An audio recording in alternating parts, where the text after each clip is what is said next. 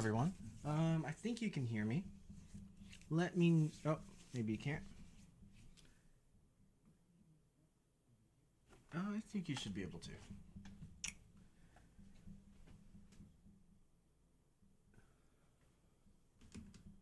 All right. Yes, we can hear it. Perfect. All right. Sorry, I'm a little late. Work got out a little bit later than I thought. Okay. Let me set up everything really quickly.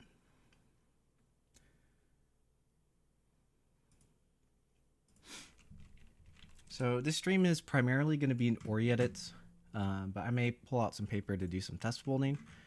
We'll kind of have to see. So let me set that up.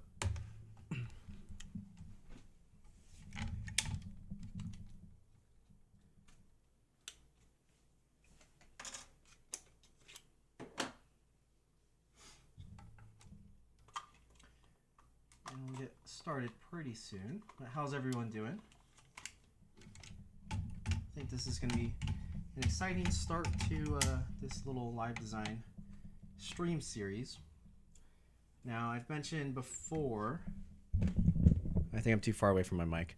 I mentioned before that I've done quite a few of these live design streams on Twitch, but this one is a bit more special because we have the OBB premium members as the ones who are choosing the topics for what I am designing today.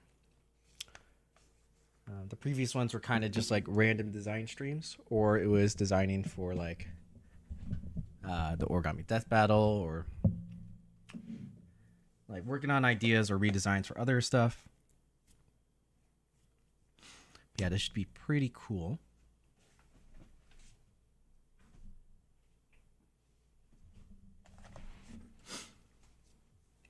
All right, I think roughly I have everything ready. Just about. Let's make Ori edit a little bigger.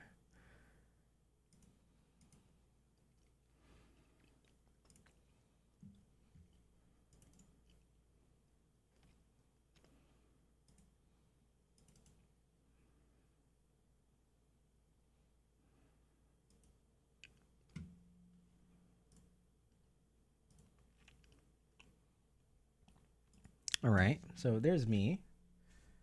Where's my face cam? 1 second, it's not turning on yet.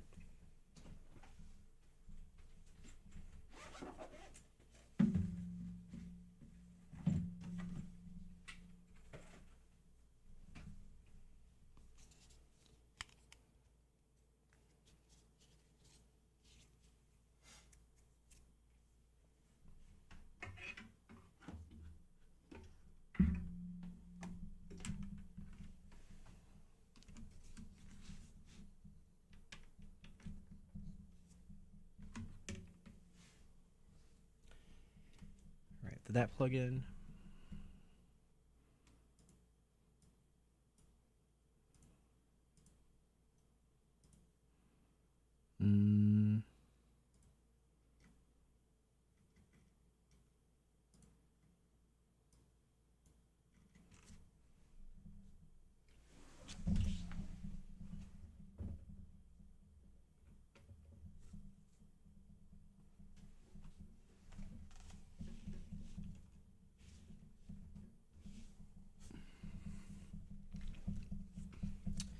One second.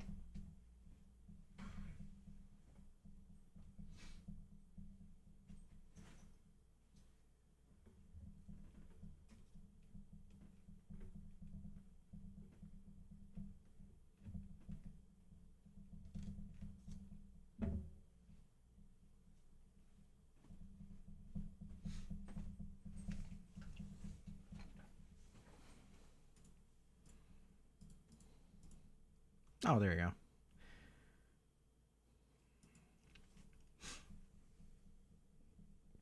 Hello, everyone.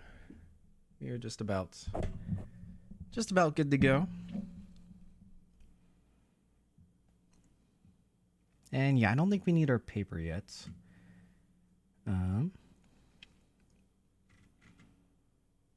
let's see. Let me grab my chat window. All right, check the badge. Oh, look at that. Sick. Is that the 6 months? Yo. Thank you, Robert. Thank you for all the support. That is very, very cool. That's a nice badge. Look at that. It's the OG logo. Sweet. All right. Well, yeah, we are started up. Let me just share this link to people in Discord who might have forgotten it's starting right now.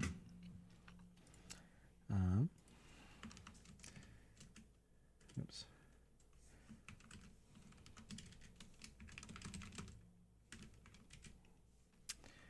And then also to Instagram.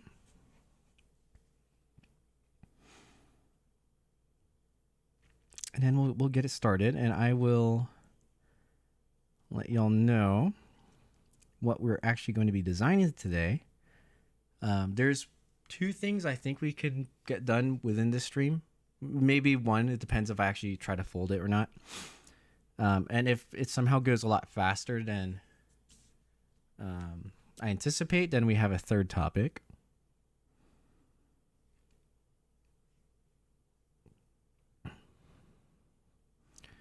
Right, live now. Link. Boom.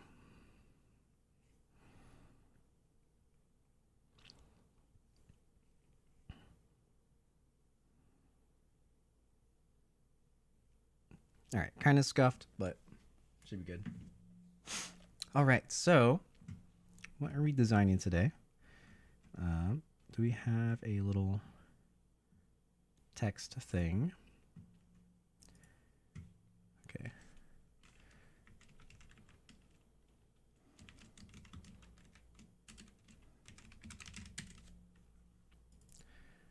Cool. This is right. So the first topic we're gonna do is, or I guess the 2 recs we have. One of them is from Robert, so from Mortal Kombat, and then the other one is from Dexter, which was a skier.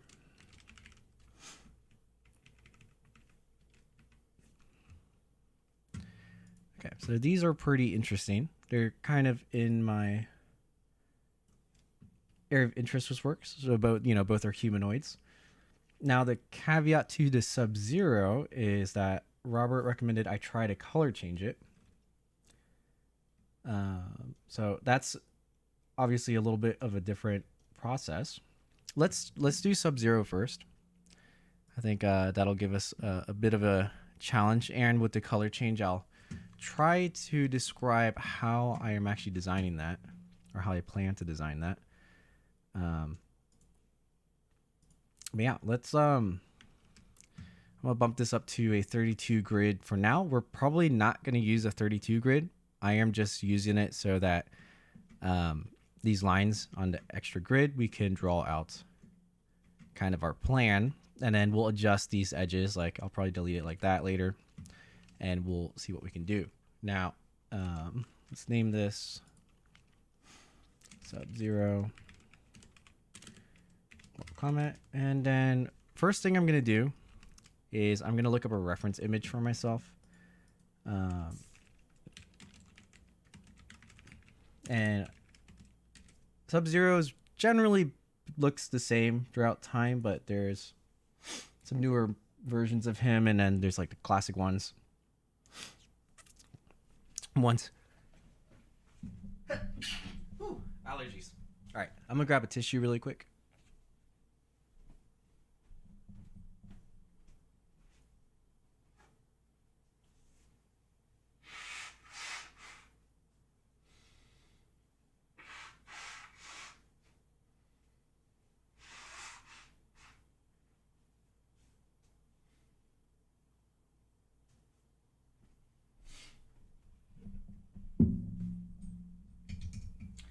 All right, got that, and I also got a little drink for myself.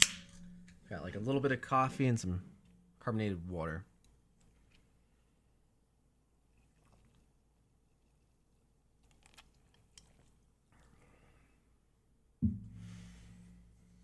All right, actually, let's get the camera going for this, because even with the reference, once I have the reference, I like to pick and choose what details I'm actually going to design. That way I don't get like lost. So let me do that. This guy here.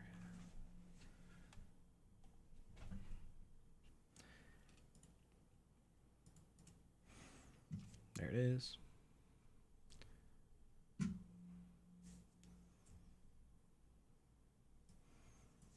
Okay. Yo, what's up? Pen, paper.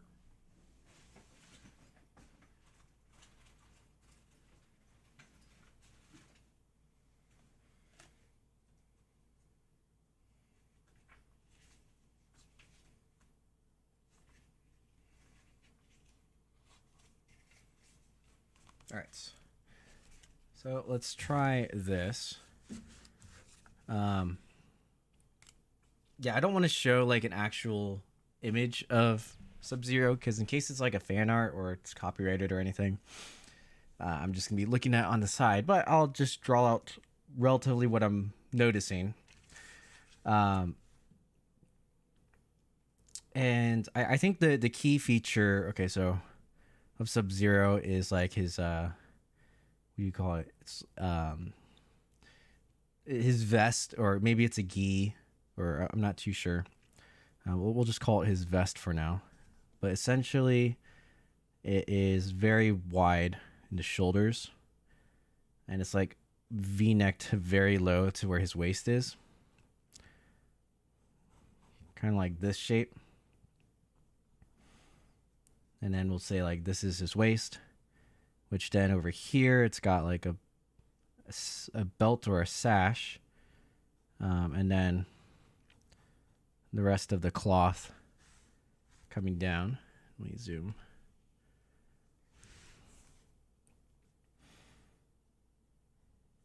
Now this part is, now the color change, or I guess this would be black, and then we can think of the white or uncolored as the color change.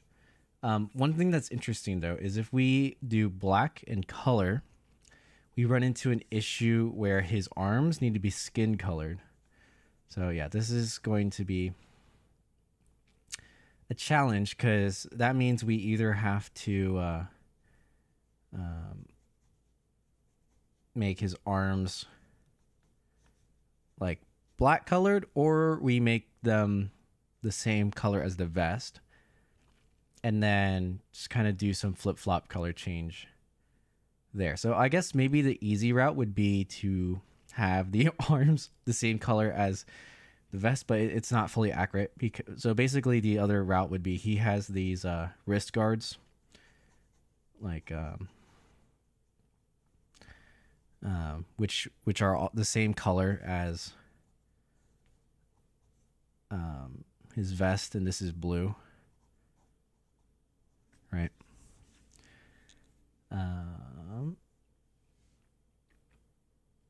And then in various versions of him, the texture of his vest changes. So some of them, it's like those puffy vests where it's got like a bunch of these things. I don't think we really have to worry about that too much. Since it's origami, we can either add that or just like add creases to the paper to create texture. The overkill thing to do, I see there's one where it's like a cross stitch would be the pre-crease the cross stitch and then go from there. That'd be pretty cool. But I think that's more of like a shaping choice than anything.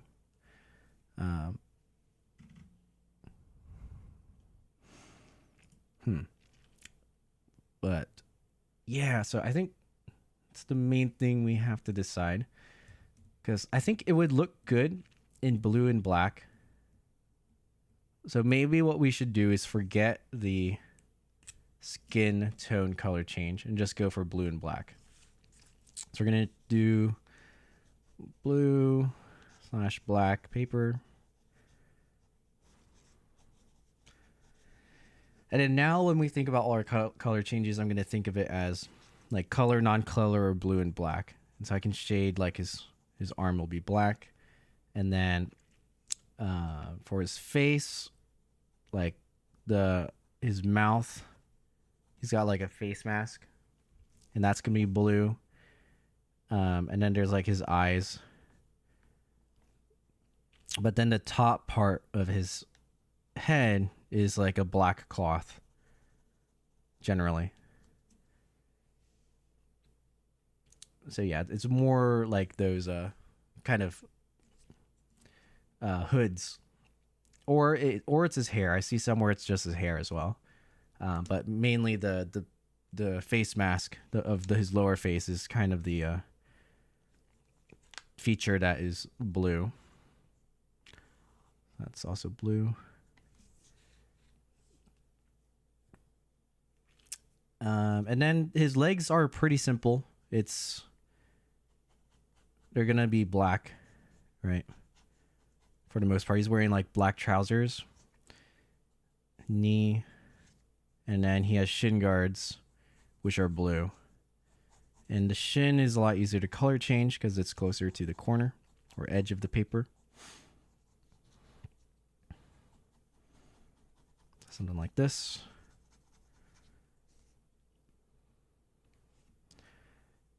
These are blue, and then his shoes will be black.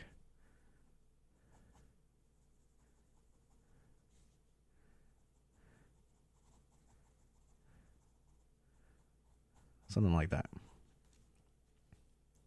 I didn't draw his other arm, but you kind of get the same picture. And Sub-Zero, he like uses ice, but I'm not sure if we're going to be able to convey that in any way. Since we're doing blue and black, where the blue is the darker blue, it's not like an ice blue. I don't want to like overcomplicate it and have him do like an ice ball or something like that, but maybe we could. I'm trying to think. Would it look good? Is the question. My thought is it probably wouldn't look good, but it'd be interesting. So basically what we could do is have like, oh, what's up, Amin? And I cannot draw hands for the life of me, but we'll just draw a box construction, right? So essentially he could have like his hand open palm like this, and then like there would be just a paper connection like right here at his wrist, with like paper, and it would just be color like blue paper, and we could just color change it into a ball really easily.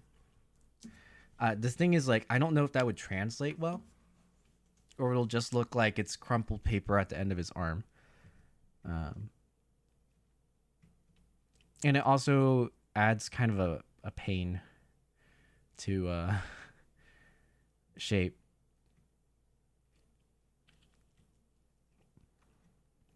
Yeah, I feel like maybe it's better to not do that. Well, I don't know. What do you think, chat? Oh, that's Hifya. Oh, that's right. That is Hifya. Hello, hello.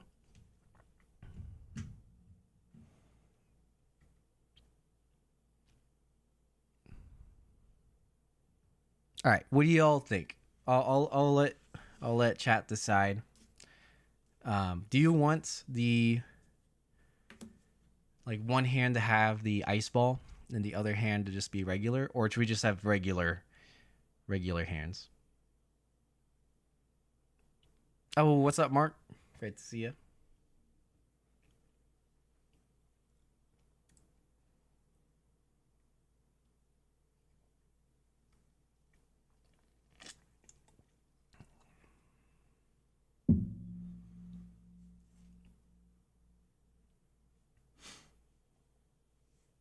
Hello.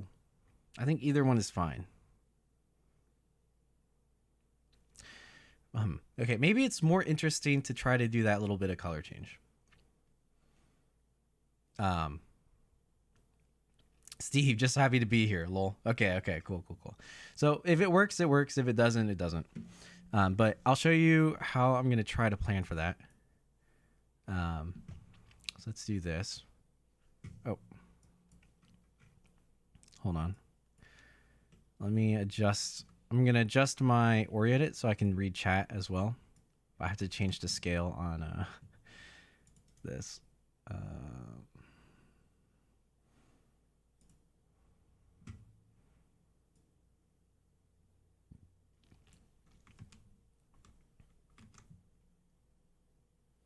Oh, it's like rectangled. That's why. That's why it looks weird. I was like, why does it look weird?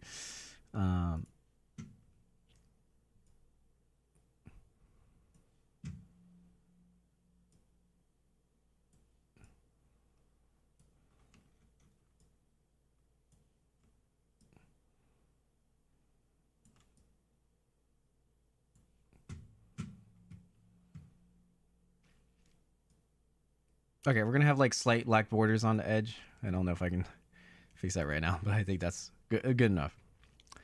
Good evening, people. It would be interesting with the ball. Yeah, I think so. Okay. So what I like to do in Origami is I like to draw my tree. So, and I just use all mountains for everything. Now, I'm going to draw the tree and I'm going to change it to compensate for the color change because there's a couple ways we could do it with that. Since we have a color change in the middle, that kind of complicates some things, but it shouldn't be too bad. But generally we can get away with like 7 unit legs, 2, 4, 6, 7, 2, 4, 6, 7. We could do 7 or 8. 7 kind of fits nicely because basically what it looks like here is if you take an 8 unit flap like that, but then like make this the axis, then it's actually 7 units long of usable leg. So I just kind of plan for 7 anyways. And then torso, we could either do 3 or 2. It doesn't matter too much. 3 can sometimes get to like the too large section, whereas if you do 2 units, you can always stretch down or something, but then you run the risk of making the legs look really short, or the hips too wide, basically. So since Sub-Zero, he's kind of like a strong dude, right? So we'll give him a 3 unit torso. 3 unit also gets a little funky sometimes, depending on how it's packed. So that's kind of subject to change. And then arms, we can do 5. If we were doing some crazy pose, we might want 6. And then fingers. But I think we can get away with 5 because we're not doing any crazy poses. If there was no ball, I think we could do a crazier pose, but I think we're totally fine here doing 5 and then 5 fingers. 1, 2, 3, 4, 5. Now, the other thing is a lot of time if you have something like an axis here, right? And then you do a 5 unit arm. This, because of the way it folds, you're going to have a hinge. You might have another hinge that actually takes up like either a full or a half unit of your arm. So in that case, you want the 6 unit arm, not the 5 unit arm, because then technically you're only getting 4 units of usable arm. However, the approach I'm going to take is the stick figure back.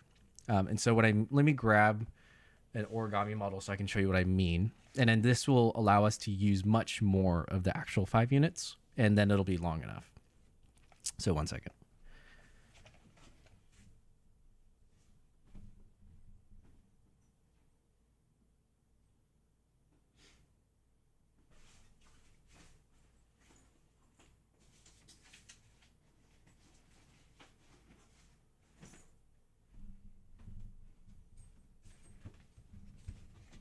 All right, I'm back. I actually have not unpacked.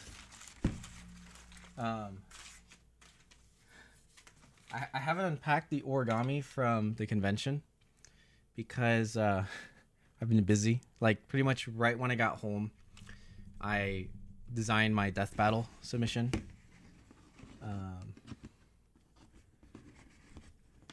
And I was going to do another stream where I unpack everything, just because I think it's cool. But now that we're here, maybe we can unpack some stuff. Here's anglerfish from the class. Ryujin. Ooh, her tail got a little bent, but it's safe. It's okay, it's fixable. Yeah, isn't that crazy? Look how small the Ryujin is. The anglerfish is bigger than it. Let's put him somewhere safe though. What I'm looking for is my sword and shield guy, which I don't know if he's in this box, because that's a good example on the shorter arm, shorter leg, but using the back as like a folded stick instead of an axis to do that with. Oh, I got a present from the one and only Bodo. This is cute raccoon folded by Bodo himself. It's very special. Power friendships in here. I don't see. Okay, we have the head empty. Let me get him out too. Did I do that? No, he's so. Well, actually, it kind of. This is kind of using the 5-unit arm. So the hands are all 1, and then you can count, like, if you can see close enough, there's like 2, 3, 4, and then the 5th unit is up here. But the way I did the neck actually pulls out, like you can see it's like a it's pulling the arms out to the side instead of having them lay in the back and then valley fold outwards. And then that gives me like a little bit extra room in the shoulders. And it also allows the neck to come tight without me having to mush anything.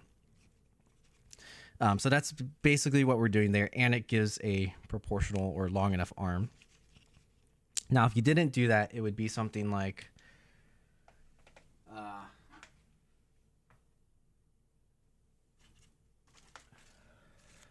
You'd get something like, okay, this is like an extreme case because I had to shorten the arm more.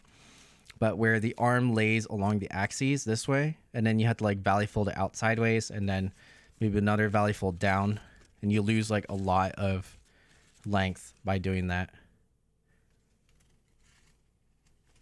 Hopefully that makes sense. If that doesn't make sense, I think it'll make sense later on.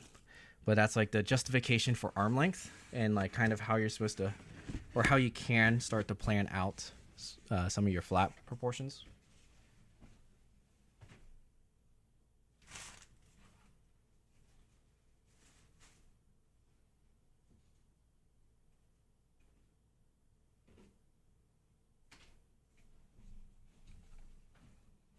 I think if you want to hear me talk about human proportions, what's the last video I made where I talk about, honestly, you could probably watch the assassin tutorial, and then in the shaping, so part 2, I talk a lot about like what to think about with your arm proportions, and even a little bit about your torso and leg, and then making the face the correct size. So you can definitely go there to hear more, but I'll probably just casually talk about that. But that's how I figured out these proportions. It's generally this works. It's long enough for everything you would possibly need.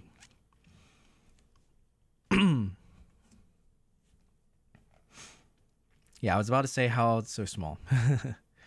Let's see if people have questions. I kind of rambled for a little bit. It'd be interesting with the... Okay, what's the program again? Yeah, this is Ori Edit.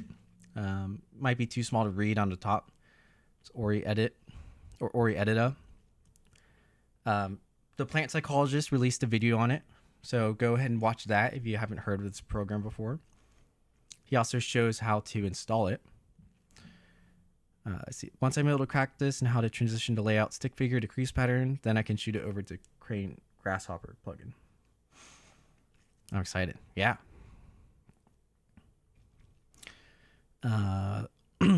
Mega Man boss. Not the Mega Man boss. This is Mortal Kombat. Like beetle bit legs. Where you fold them out instead of them. Yeah. Exactly. Let me see if I have a.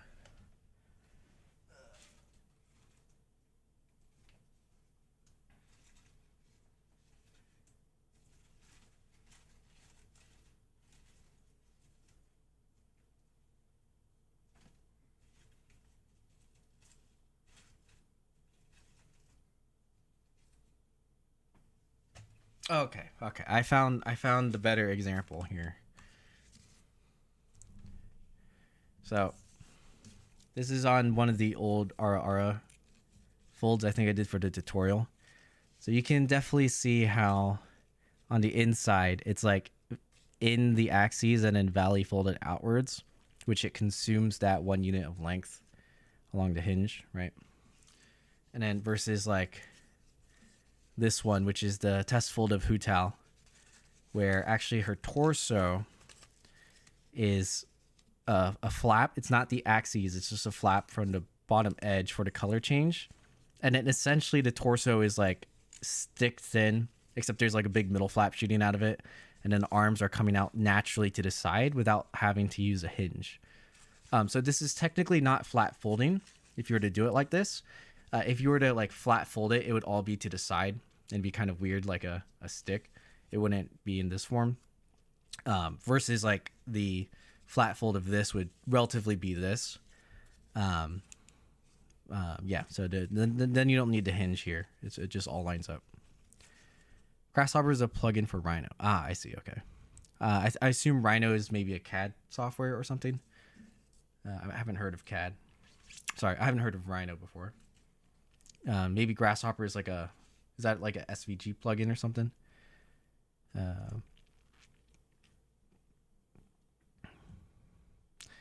Oh, I was talking about the Sword and Shield dude. Was it delayed? Oh, maybe. I'm reading chat late, I think. It's a CAD program like CAD on steroids, but more earned toward. Oh, cool. So you can do like 3D models with it. That is super cool. Yeah, sorry. I like delayed reading chat for a little bit. The swordsman, he's in a different box. I'll get him later. I don't think we need to see any more example of that for now.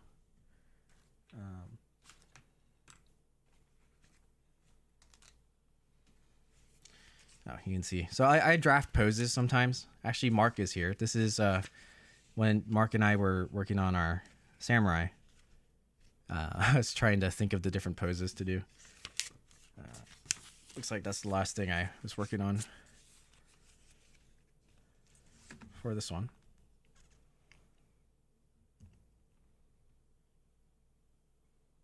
Oh, cool. That's a cool plugin.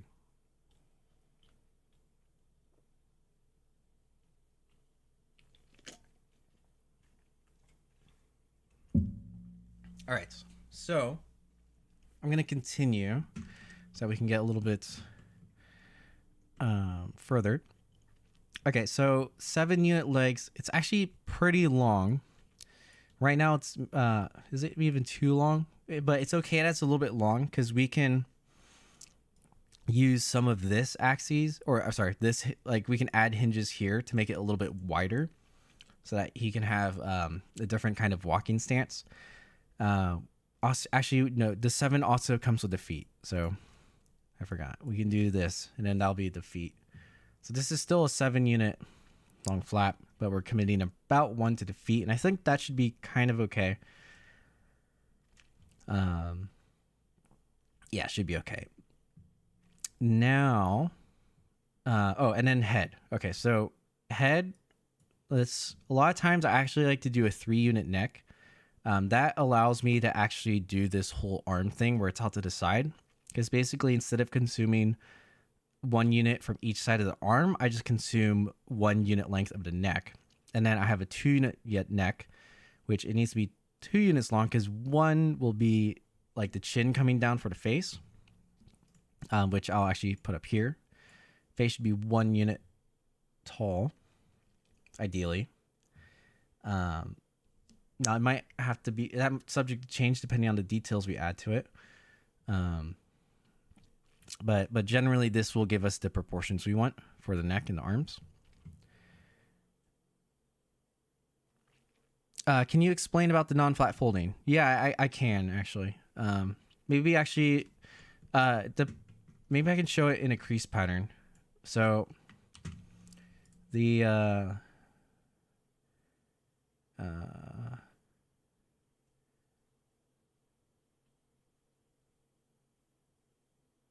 trying to see which one.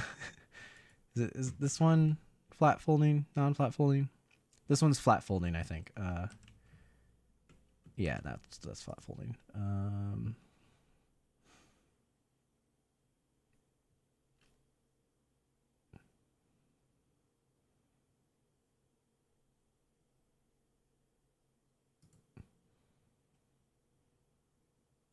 That one's kind of flat folding. This is the housing crisis crease pattern. It's still kind of flat folding. All right, well, if we run into the case where you have to explain it, I'll mention it. See, I know this one isn't flat folding, or basically the flat fold of it is like a stick. But this is a weird case because like it's this dragon. Okay, we'll worry about that later, I think. Once we start getting stuff down on the actual crease pattern, I think it'll make a little bit more sense. But we need a little bit more on our tree for the torso. So we have our drawing here, right? So this flap, there's a couple things we could do with the color change. We could either have both these, the whole vest could actually come from the bottom area, and that would need to be like 3 units long. Or let's put that actually at the side so it doesn't look weird. Right, so this could be from the top now, and then another from the middle here. It could be like that, or we could do some weird thing with the corner and have it come from the top. I think the best case scenario is actually to use this, because this is actually closer to the edge.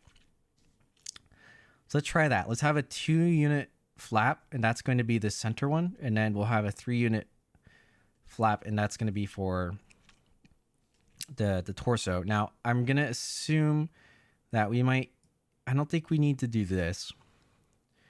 I'm trying to think about where this color change is actually going to come from.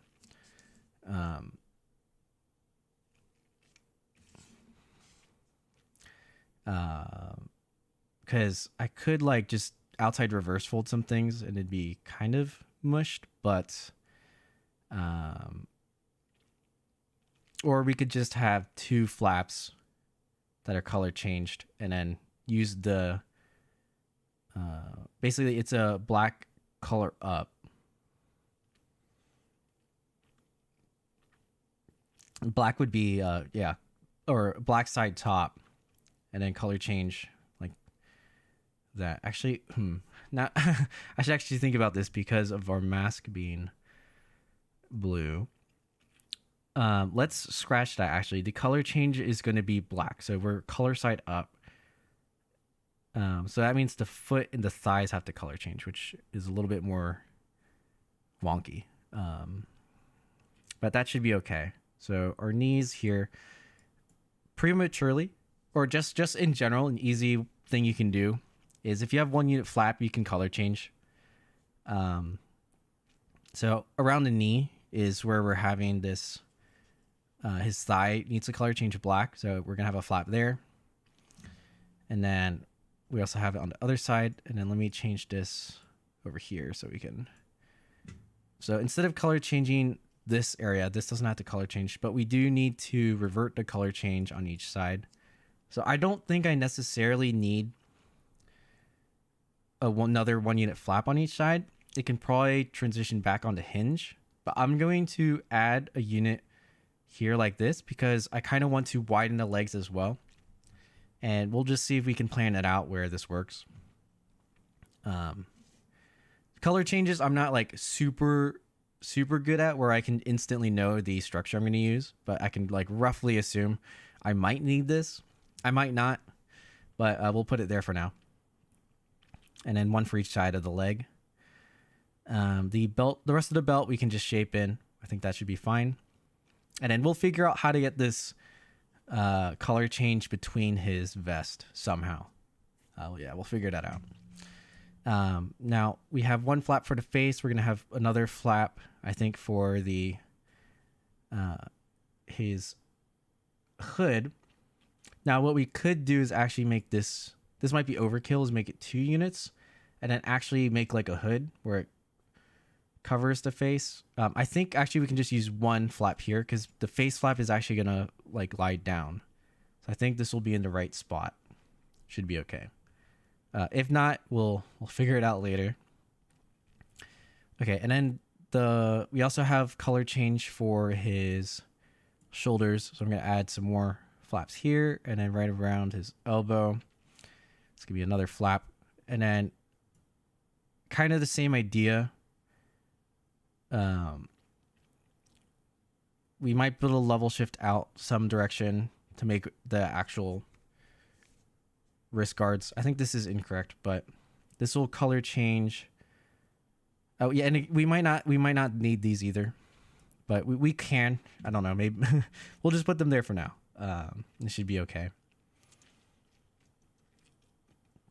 Now let me think about the mask. So I know we want 1 unit, at least for the face in general. I think we can get away with 1 more unit to do eyes. So 1 will be eyes, 1 will be mask, and then the other will be the top of his head.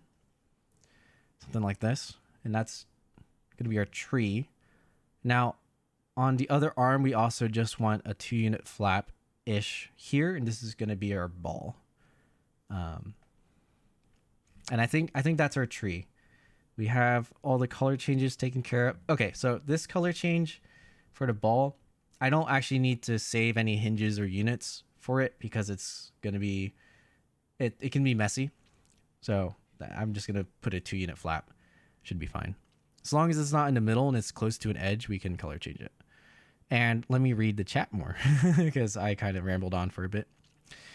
Okay, speaking of, has anyone read Origami Theory and Challenges by Tatsuya Gotani? It takes you through from selecting the object, making a stick figure, and making a crease pattern with reference in mind. Oh, you know, I don't have that book. Yeah, if it explains all that, that's essentially what I'm showing here. It's just I'm doing it all in box plating and just in the software. But it's probably a similar process. Tatsuya's might be more sequential than me just rambling, but yeah, should be it's kind of okay.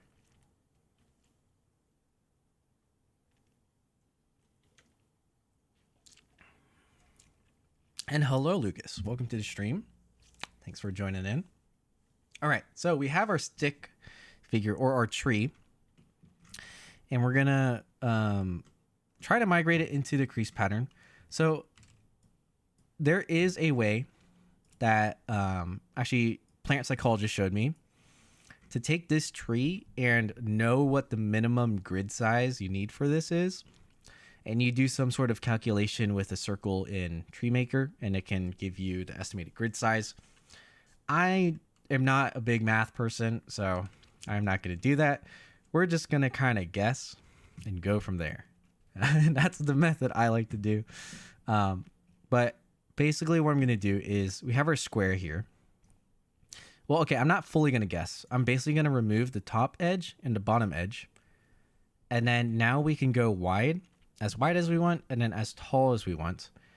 And then later on, if we need to optimize it, so like maybe it's way too wide, then we're going to push and pack some things more into the top instead of taking up horizontal space, and vice versa. If it's too tall, then we compensate by going wider and all the sorts. But for the most part, we can start just with this leg here.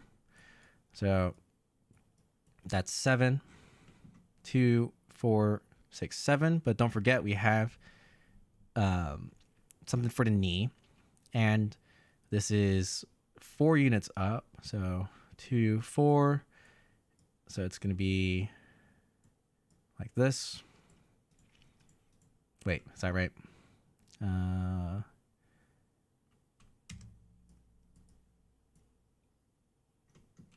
No, it's too high. So like this. There you go. And okay, so don't worry about these as mountain and valleys for now. A lot of people like to do this with auxiliary lines, but I just use mountain valleys. So basically we have 4 long. This is a 1 unit flap attached to it. It doesn't add anything more. So this is still at the length of 4, which is shown on our tree. And then after that, we have 3 more. So there's our 3. Right? Now, in theory, we could now just copy this leg and we have our other leg. But it's probably not going to be like right here, because we also have some more things to take care of. So for now, I'm going to put this like over here. Actually, I might just delete this because I'll copy it later. One thing I do like to do is actually to widen my legs and my feet. So when I'm thinking about this, I'm actually going to make sure I can do, I think it's like, oh, I might not actually be able to do this. Yeah, normally I like to do one of these,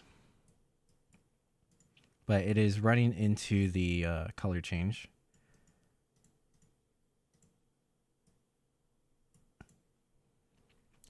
So this is where you can't just have the tree.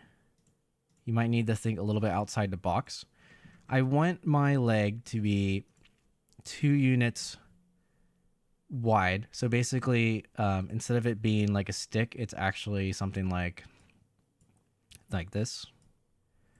And you see this a lot in my designs now. It's like a ridge pleat that's widened, and then now we have the leg like that. So even on this Spider-Man, you can see the leg is wider because it's like that, right? And that just helps in general to be nice.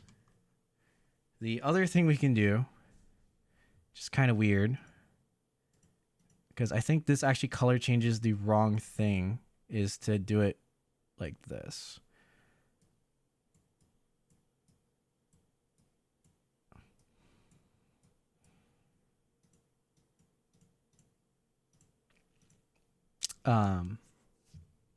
The thing is, though, we lose a little bit of length here. And then I think we also... it's still weird here. What to do?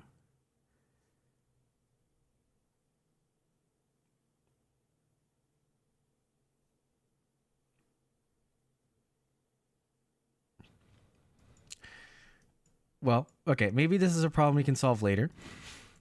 The other resort I can think of is to just leave like a like that, but we don't really want to do that, probably. Okay, well, let's forget about that for now. That's more of like a shaping thing. Let's add our 1 unit here. So we have another unit now, and this is to close the color change. So the color change happens on the edge here. And it's gonna basically start, I don't know, it's gonna be like from here to here. But again, we might not necessarily need that. And if we shift it, it's shifting the other direction. Yeah, this is something I might have to like test fold. But we'll try to get as much as we can down without test folding anything, and then we'll go from there. All right, now we need this 3 unit flap here. So 3, and this could be our torso. Now the thing is, you notice how wide our torso is, right? So this like isn't really enough for anything here. So it could be like this to get the second one, actually. Actually, this might work.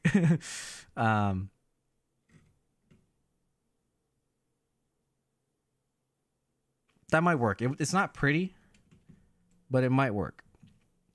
The other thing I was going to say is we want this to maybe be 2 units. So we could take more wide space like this.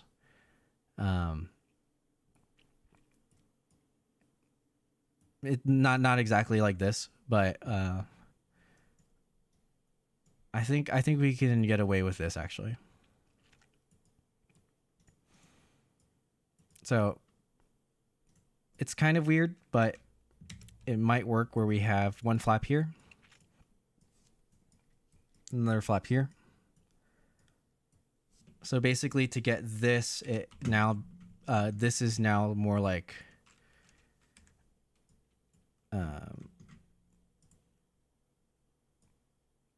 it's like this, which would, you can kind of see how that can form this shape. And I think it's fine for now. And generally, since I have this left to right, like we have these 1 unit flaps, I need them next to the legs. I don't want to put them right next to each other. Next thing is the bottom one. So let's do that. So 2 unit flap. Again, we have like a lot of weird extra space here, but that's kind of okay. And then we can put our 1 unit flap here and then have our other leg come down like this.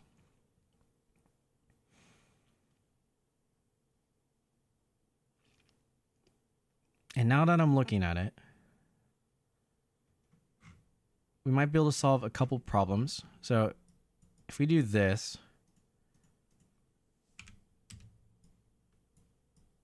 because essentially the hinge for this flap can go down or up, and then I think if it goes down and color changes, it's okay. We just need to make sure there's like a seam where our leg is, but that can happen if we do this one now and it fits.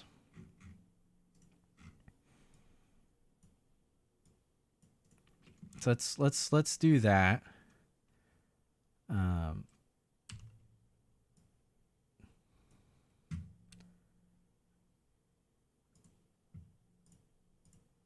Oops, that was not right. Let's just do.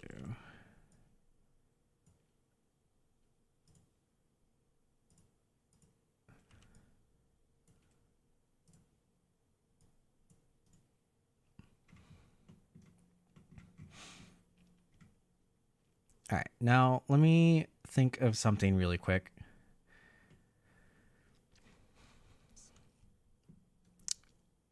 I think we can improve this area.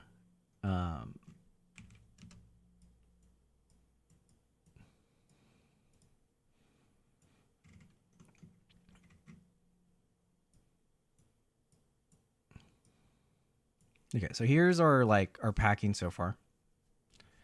And we we might be able to fit this into a 32 grid. It's doesn't look like it's taking too much space. Hello, sad to have to miss the stream, but wanted to drop by and say hi. Origami is underrated and deserves much more attention. Thank you. Oh, hey, thanks for stopping in, Margot. Sorry, I think I might have missed you too, but yeah, thanks for popping by. And then this stream will be recorded, by the way. So everyone watching right now, if you have to dip in and out, don't worry, because yeah, this will be an archived stream. It'll be up for later. No worries there.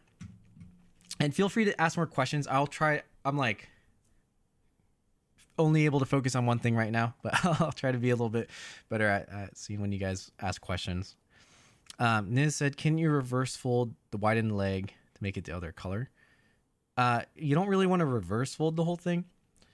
Now, you could squash fold on the outside and then have just one of these if you wanted to color change the whole leg.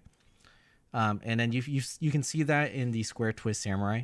It's not supposed to color change, but it actually does. And that can work like that, but it takes up some space.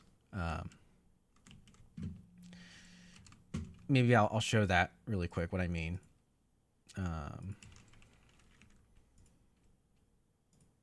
So this is the one that Mark and I collaborated on. So if you see the rendering, see how it's color changed on the leg. But like this isn't the color change we want, because we want only to color change the upper thigh. We don't want to color change the bottom. And it'd be weird to color change everything and then color change back, I think. We just want to go the normal route and then color change the top. But this color change happens because this ridge squash is 1 unit up, and then we have the fix is on the hinge here. So what you're actually seeing on the square is this here, and then you see this area as well. Maybe I shouldn't use blue. But you see this area as well, and then that's up here, and then it transitions out underneath this thing. Or I think, is this in the back? No, yeah, it transitions out here. Yeah, and then we have the flap for the square twist. So there's square twists on the legs, actually. Oh no, so it goes this way up here, and then it swivels into the middle. So this just changes the axis now, and then it's in the middle, and you see all the way up here. So it goes. Let me get the green line. This is what you actually see. So maybe it's too hard to see here, but right. What you're actually seeing is this turquoise line over here. And then these hinges on the side is what like allows it to lay down back again. Because you're kind of seeing the back actually. But you can see how much space it actually takes to do this, right? Which like isn't crazy or anything, but it might be a little overkill for what we're trying to do. This is arguably a better design, but since we're just designing quick, like we don't need to worry about that, right?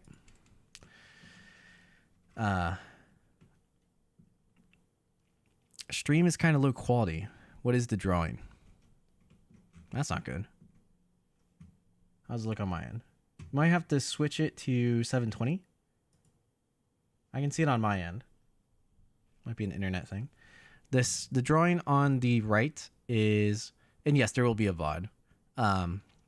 So we drew this based on what we picked and designed on our things here. So basically I decided what I'm actually going to color change and what details we want,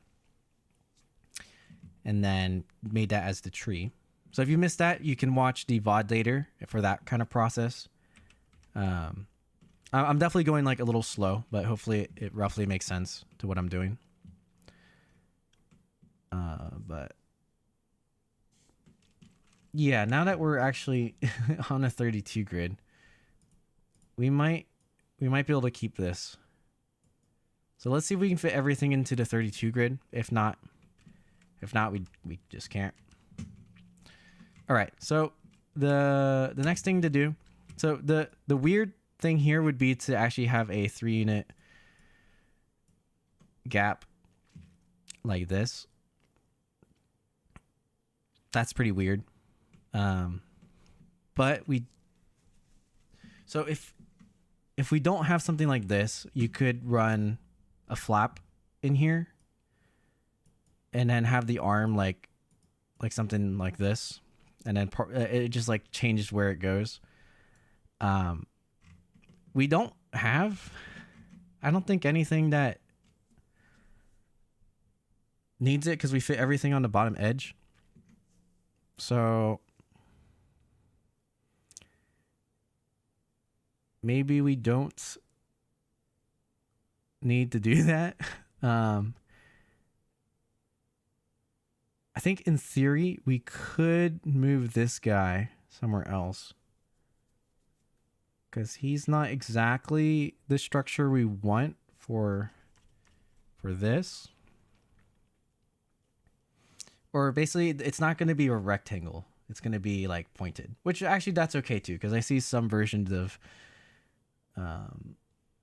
Sub-Zero are a little bit more pointed instead of Right, or we could just shape it out. Like we'll just fix it in shaping, right? Okay, yeah. So the quality is on your guys' end. It's not on, like, I'm pretty sure I set my. It's like it's uploading to 1080 or 720 minimum. So yeah, just double check those settings. Sometimes YouTube like automatically sets the resolution low for some reason on your end. Okay, let's see. Yeah, bad connection. That could be it. Well, this could be our body river, right? Okay, so now here's where the flat folding thing comes into play. So if I were to fold all of this up into a stick, like this is how it would, be our accordion grid. And then right now we have no axes. So if I let this continue, right, if I extend these lines all the way to the bottom, right, this would be like the same thing as folding the whole model in half, and then you get a big stick. Now, the way to not do that would be to leave something open like this, and now we have an axis, and this axis conveniently is this flap, and then in the middle, in theory, I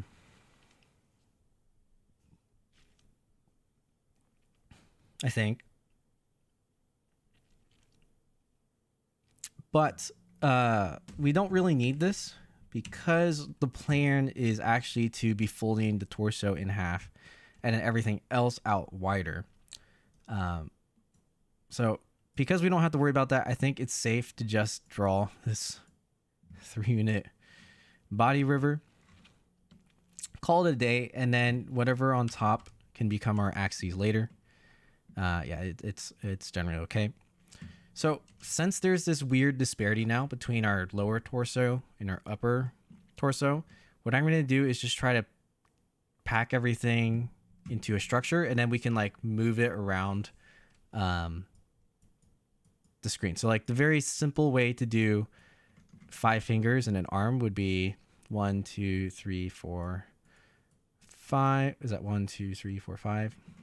And then right, we have our arm here, and then we want some color change here, and then how long is this? 2, 3, so 3. Like this would be an arm. This would be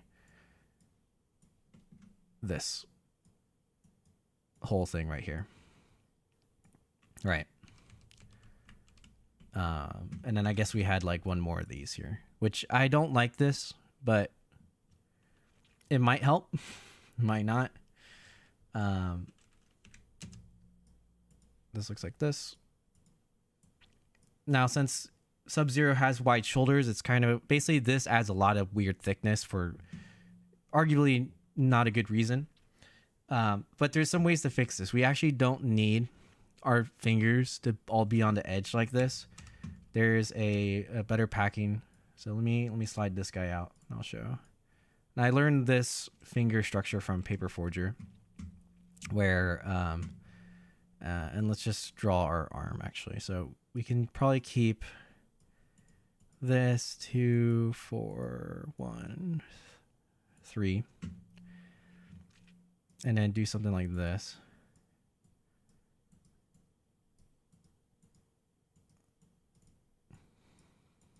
And so this actually gives us 6 flaps.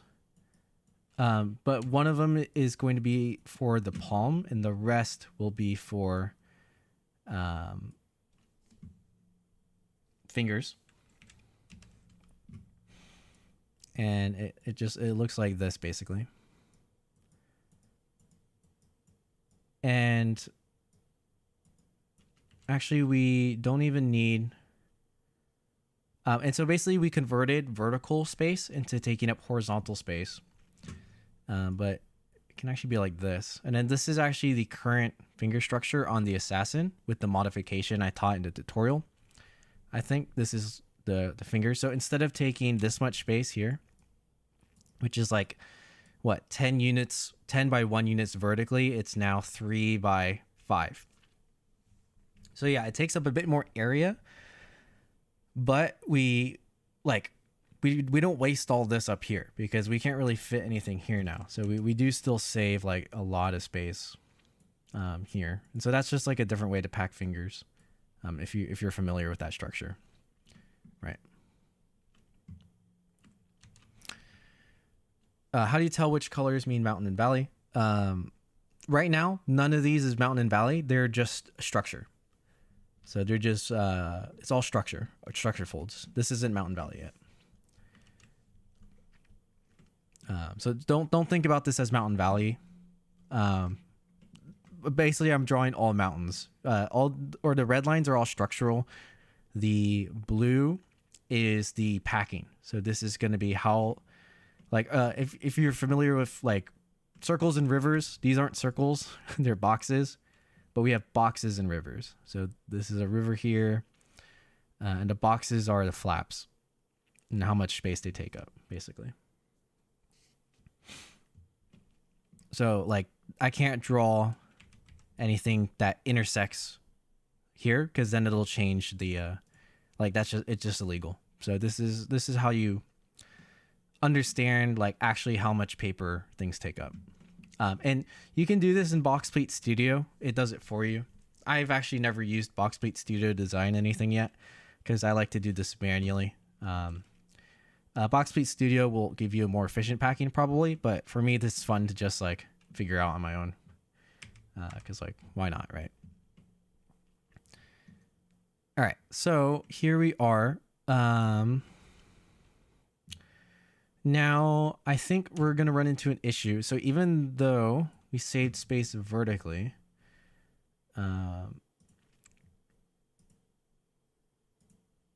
we need enough room for our head. And how much space does it give us? So we need a 3-unit neck. That's our 3-unit neck. And then we have, oh, that's a 2-unit neck. So this is 3-unit neck with, I guess this is enough space.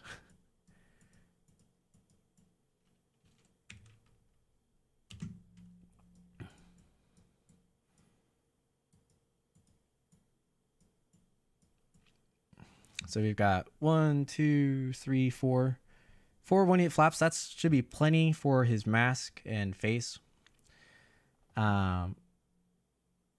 We got definitely a long enough neck. I think I actually prefer if we don't have this long of a neck and do something like this.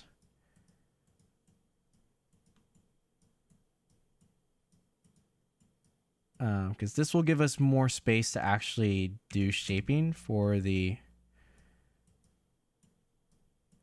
mask and eyes. Generally, you can do a face out of stuff like this pretty easily.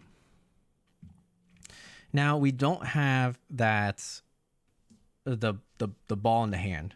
That's the one thing we're missing, and we have all this space down here that we're not using yet. So even though the structure is nice, I think what we can try to do is just move this somewhere else for now.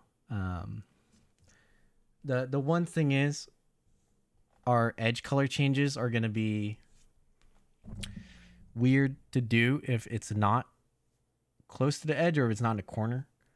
So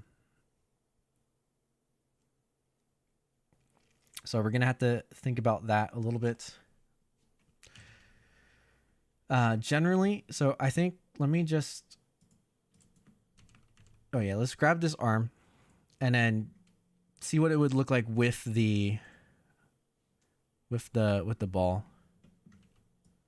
Grab this over here. And this is why this software is handy, because you can just move stuff really easily like this, right?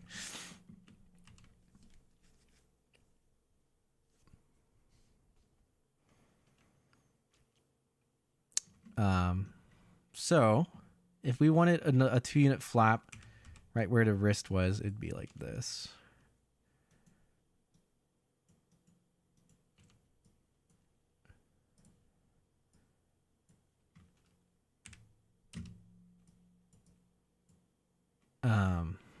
But I think it would be better if we did.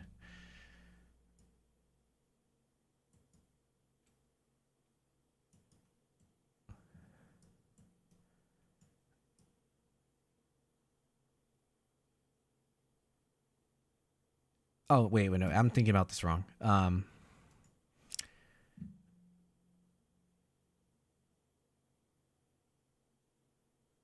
2-unit flap in the corner.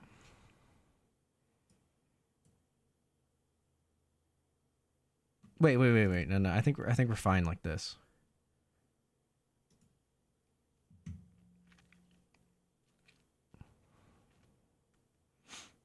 I think.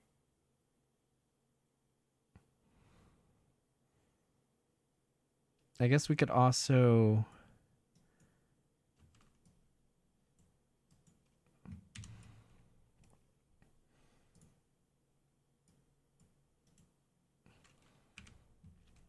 This is kind of weird. I don't think we should do this. Hold on.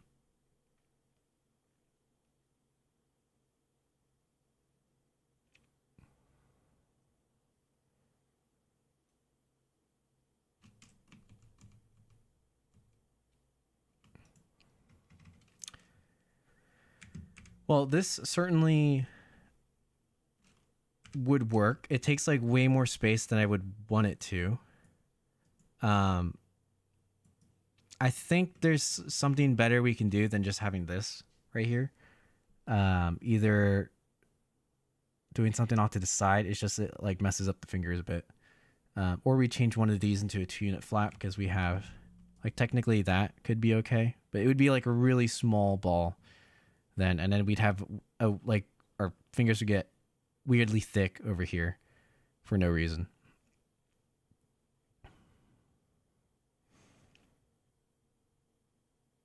How do you even select the folds you're choosing to create specific body parts?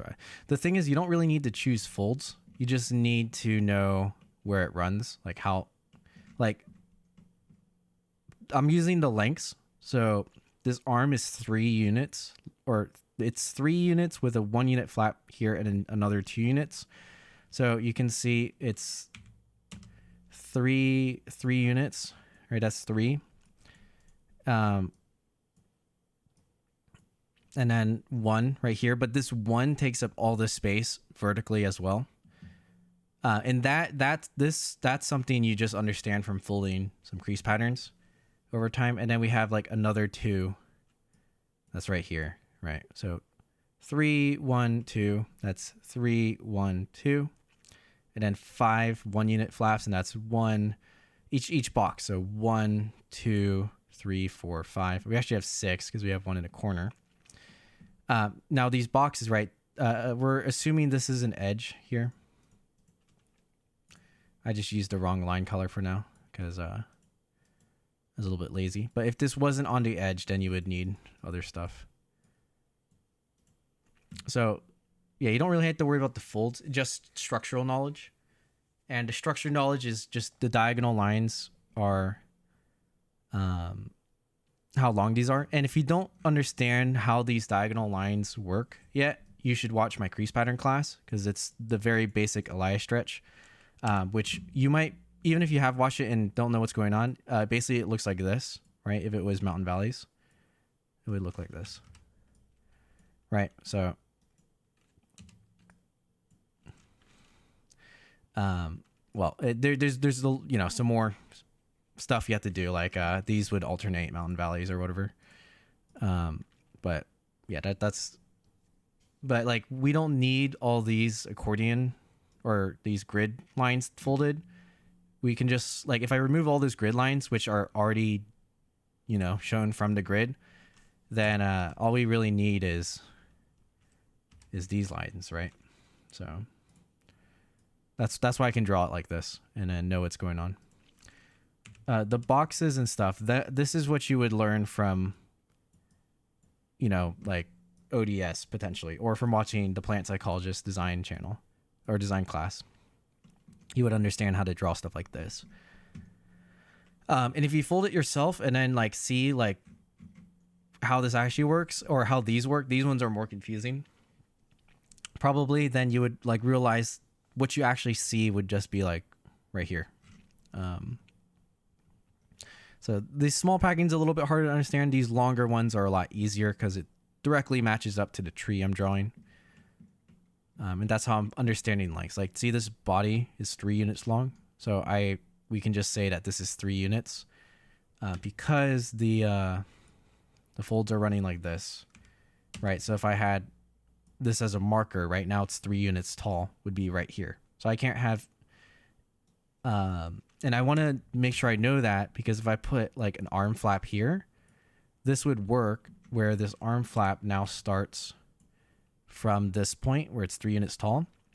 If I made it like this where it crosses, now the arm is not there. It's going in like that because it passed where the river I wanted is. So yeah, that's basically how it works. Basically how you can think of it. And a lot of that is just practice. You can get really good at this stuff by drawing your own crease patterns and then making them like a lot simpler crease patterns and then trying to make them flat fold and then make it fold like it does in real life and stuff like that.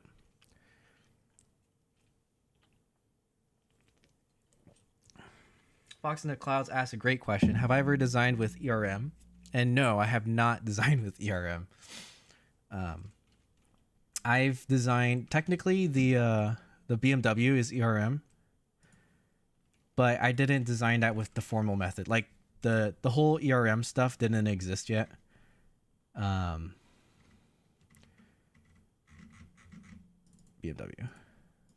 So this was before Mutsu and Fish and Plant like really solidified what ERM was. But this is technically a ERM model, right? You can see from the folded pattern that it's roughly ERM. And I guess technically most ERM would be folded in half or something like that, right?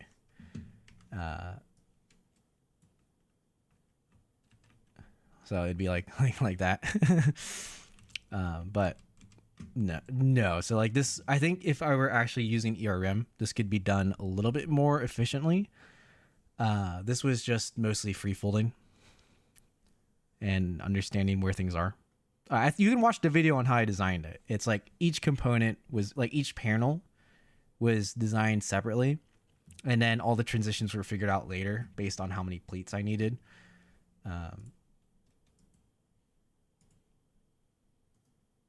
But yeah, that's ERM. That's a little different. So yeah, box plate has a lot to offer, basically.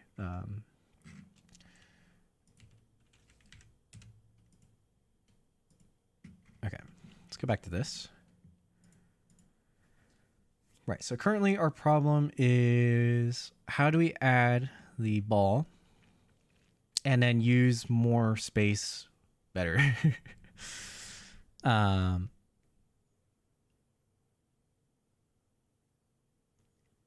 I guess if we didn't do the ball, we could add more details to his torso and back.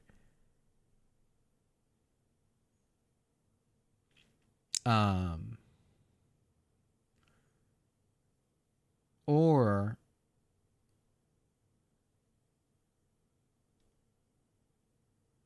yeah, so we trying to think. I don't have a good arm idea though to put it in the middle of the paper instead of the corner in order, like with the ability to get the color changes we want. I think it's all a little bit weird.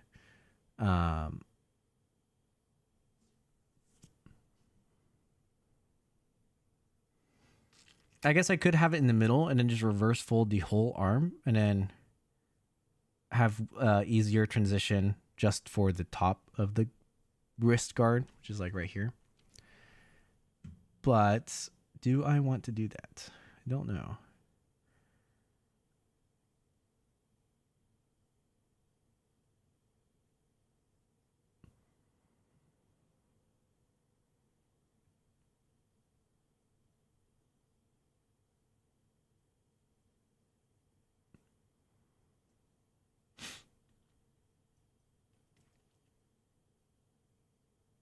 You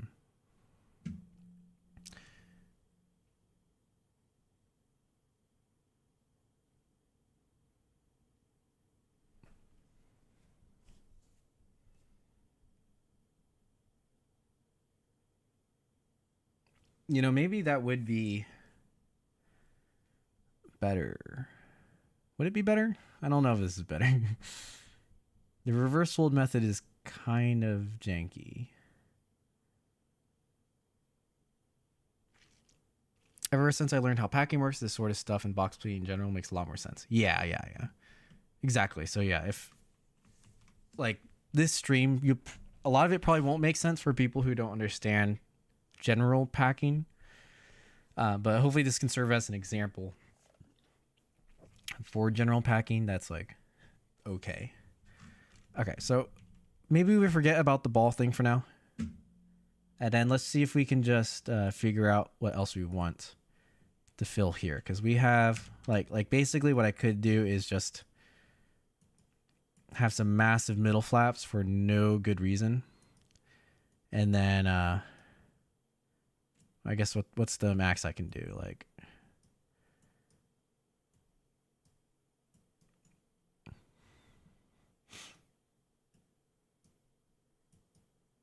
and so what would I use these for? And this is pretty bad because basically it's like we got one here and we have one here.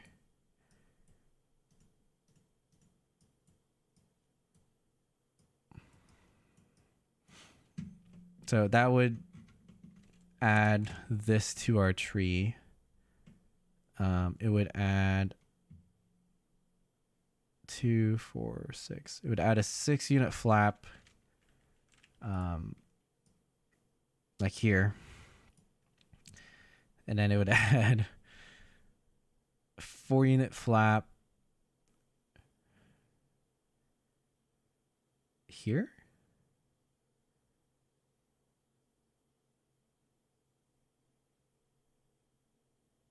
Wait, how does this one work?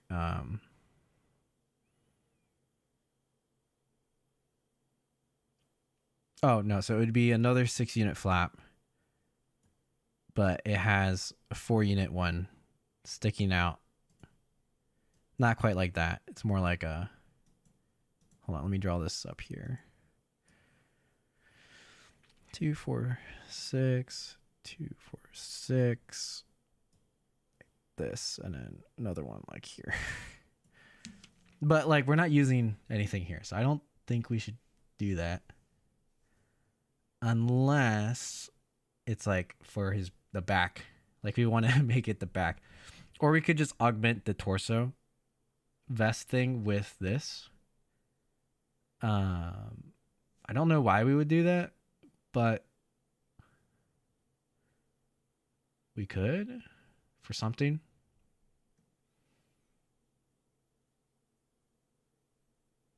So like one of these flaps could be color changed for the inside of his shirt.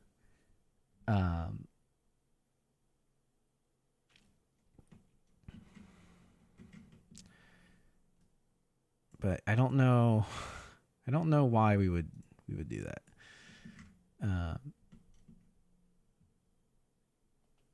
So yeah, sometimes when I design, I would try to, like, if I have something like this, I would try to justify like, okay, what can this be, or what can I do? And if like, can I find any reason to actually have this? Now, because these are coming from the top of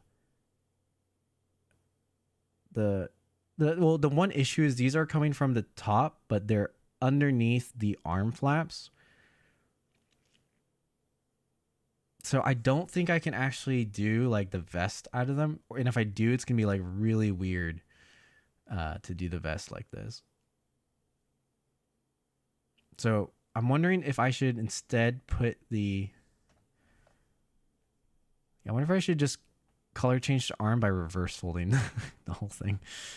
That kind of works too, but. Hi, what are you folding? I am folding where we're trying to design Sub-Zero from Mortal Kombat. And I think I'm overthinking this like way too much. But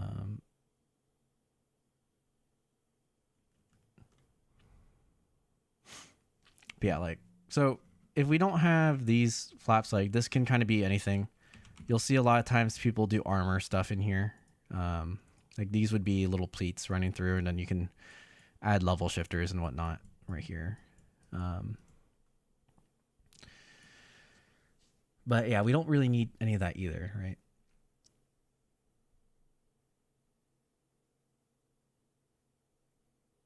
So what I did on the head empty, actually, how I consumed the space, because I kind of had this problem, is that's actually what this flap is. It's just a middle flap inverted through the whole thing to close the back off, but it doesn't really close the whole back off. Oh, okay. So since we have a lot of vertical space, maybe what we can do is actually just do the arms as so. Like we can let's try using this arm structure instead. So I don't prefer this all the time, but this might actually use more of the paper for us.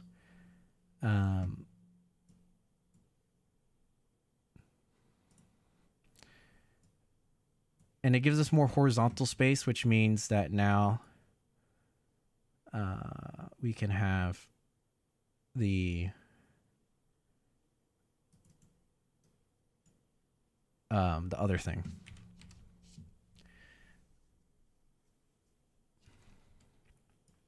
The fireball, the ice ball.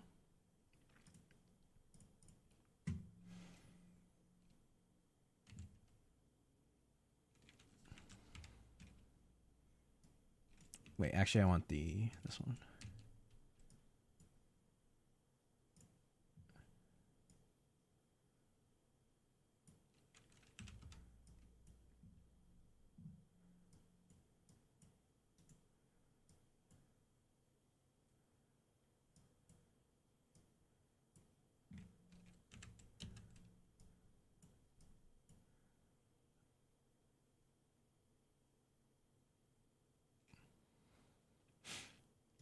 So this is still pretty janky. I would rather this be like here.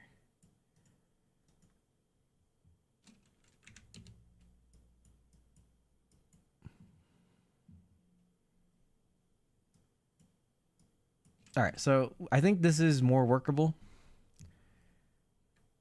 Maybe. I don't really know what goes here. Maybe we have more space for the head now, more head details. Okay, let me read chat for a little bit. What's going on with the 22.5 in the bottom corners? So that is for widening the legs. So that is widening the legs. And I just wanted to make sure I can actually have that ridge squash. So it's not really 22.5. I think the angle's technically 22.5, but it's just a ridge squash. So it's not 22.5 designing or anything. It's just what happens when you squash the ridge.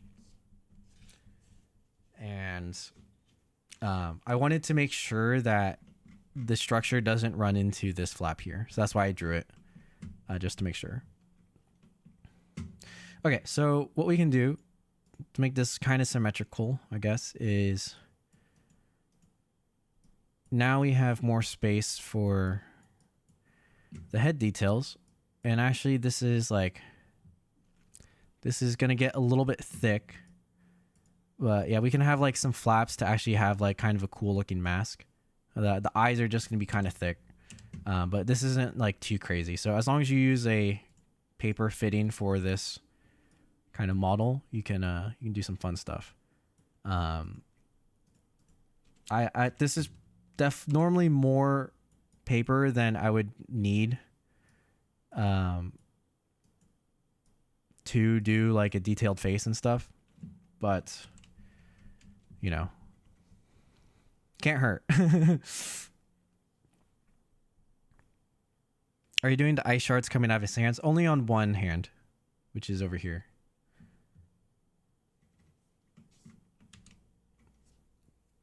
All right, so now we have less space vertically to have to worry about. But, so we just basically need to find something to do with all this space over here.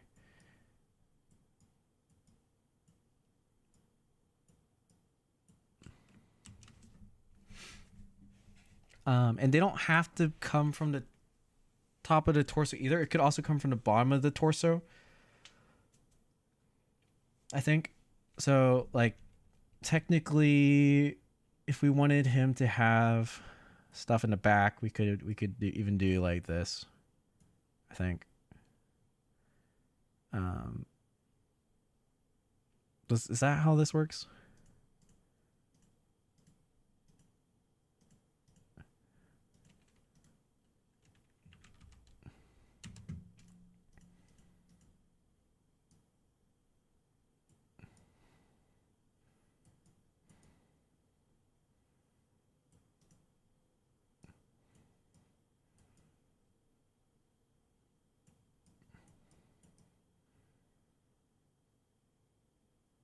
I don't think this is how this works. Hold on.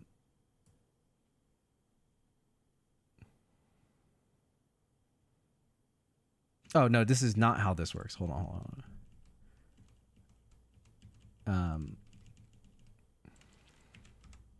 What am I thinking? It'd be like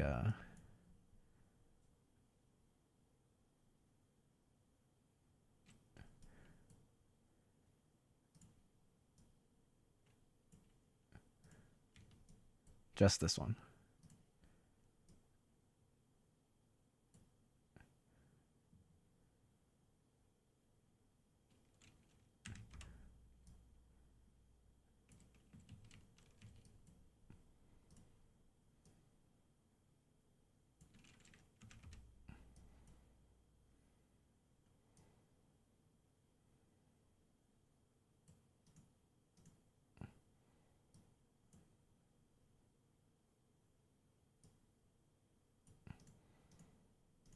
I don't know. Okay, well, you know, we can. That's not exactly how that works either. But we can consume this space somehow. Are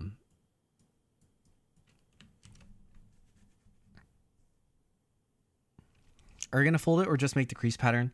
It depends. We'll see what people want to see. If you want me to see me just fold this crease pattern out really quickly, I won't be able to shape it this stream. We can do that, or we can design a skier as well. But this is essentially it. We have 4 flaps that I have no idea what to do with, but they're there.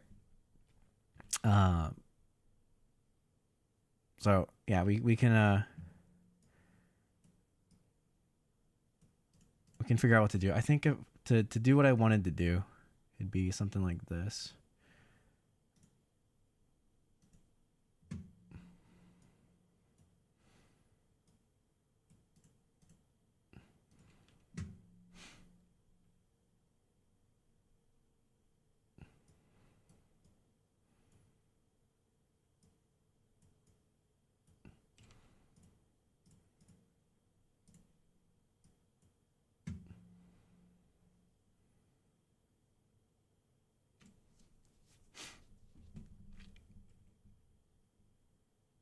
Which doesn't exactly work.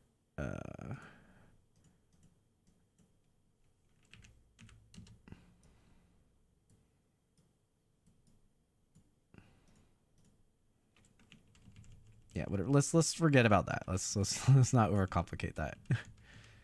But you can run the river somewhere else. It doesn't have to all stack like this, I think. Am I going to make a tutorial for this? Definitely not. I don't think. This is not a very well designed model. It just is like brute force designing. But yeah, okay, let's see. Do you want me to fold this out and then we can kind of test fold what these crazy things over here can be? Or do you want to watch me design a different subject from scratch? What do you think, chat? What do you guys want? Mark, pretty sure he has some knives and a ninja belt on. Okay, yeah. So like this can be his belt. It can be like swords coming off the back. It can, like this can be the front cover, I guess, and then, it can like, yeah. This can be whatever. It can be something. we can make it work for Sub-Zero, I think. Testfold. Testfold. So we got one vote for Testfold. I feel like it's gonna lean that way probably. Okay, 3 options. Do you want me to make this Mountain Valley crease pattern live, or do you want me to? Well, no, I guess I can do that and Testfold. And we can see if these color changes work, because I'm a little bit skeptical about the color changes, but like it'll work exactly like how I thought it would. It probably won't, but we can see.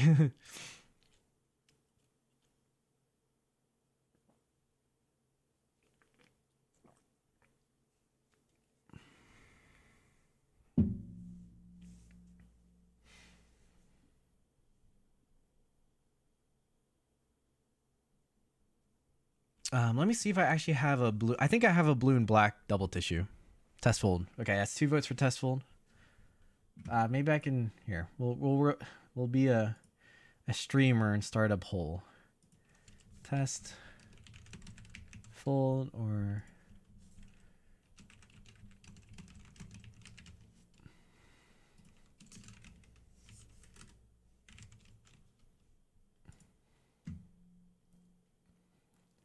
there you go. So if you're lurking, now you don't have to type anything, just click the poll. Testfold, 100% so far. Let me check on what paper I have.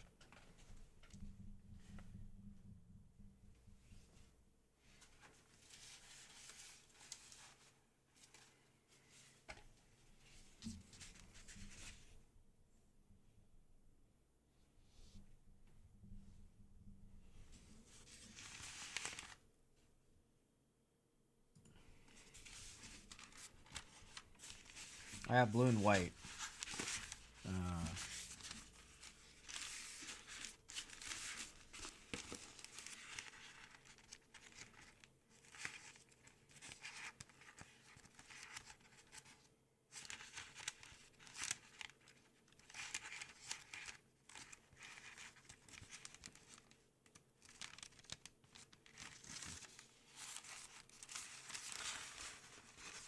This is like a turquoise and black.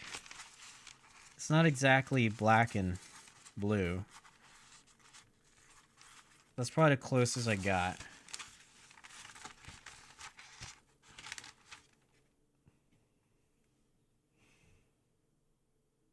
Also, okay, what do you think? Blue and black? Or sorry, turquoise and black or blue and white?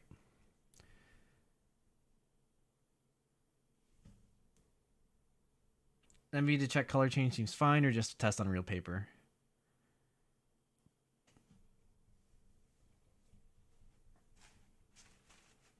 I think that's just black. Okay, I also have these. Maybe there's a... is this blue and black here? I think this is blue and blue. Blue, blue, white, white, gold, gold.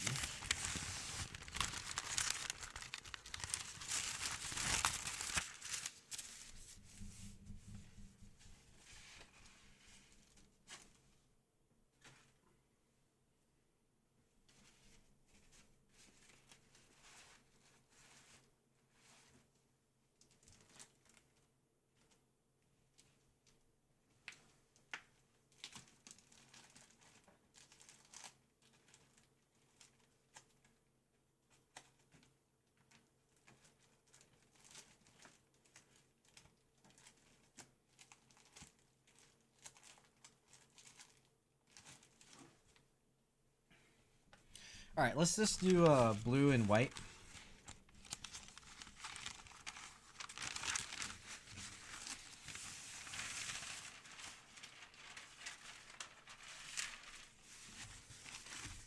And then I'm gonna grab some more water from my kitchen real quick. So I will be back. And then we'll start test folding.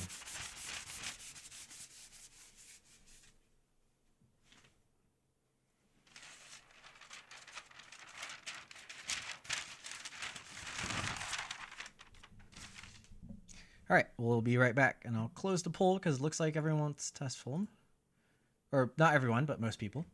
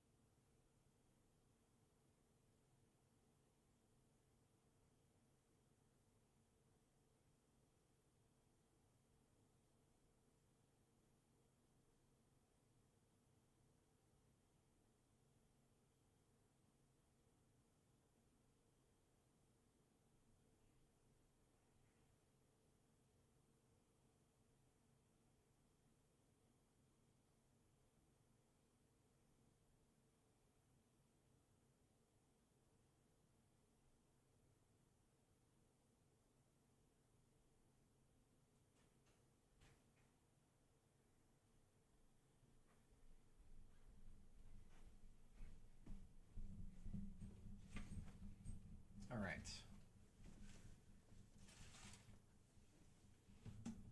I'm going to adjust my desk because I'm going to stand up for this. And then let's switch our view. So I'm going to move Orietta over here. We're going to go to this one.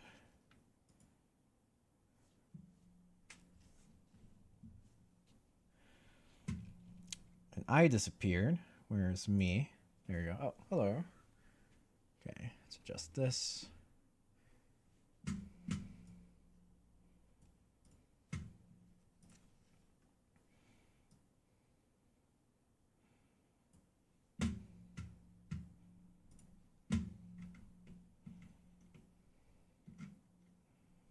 Okay, that should be all we need.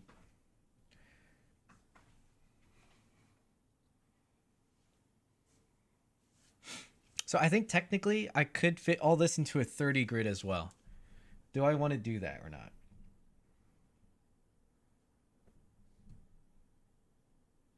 That might actually take longer to fold than a 32 grid. We're gonna do the cursed grid method, so it's faster, and it should be good. All right, y'all ready for some origami ASMR? While I'm folding, I'll try to read chat a bit more. So if you just want to ask questions about designing, about origami convention, any sort of sorts, I'll try to fill the folding time with my voice in addition to the crunchy sounds.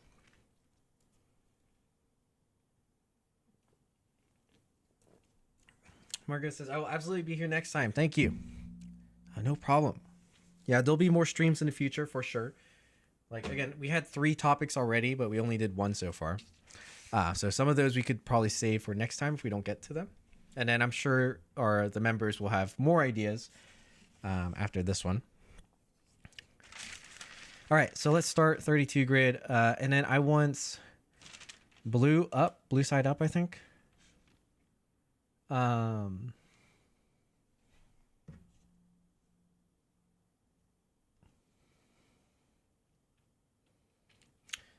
Oh, I totally forgot about the foot color change.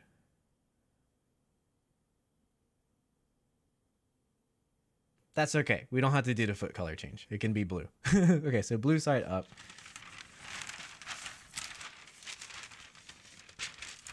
Stephen Randall says hello, hello, hello. Thanks for joining. I'm going to move my mouse pad out of the way and not knock over my water. 1 second.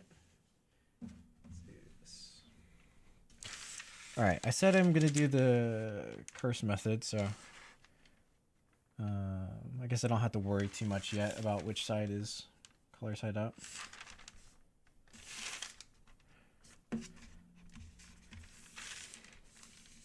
I'm going to try to still fold the grid as precisely as possible with this method, though. And I'm going to squeeze under to get at least the first fold accurate. There you go.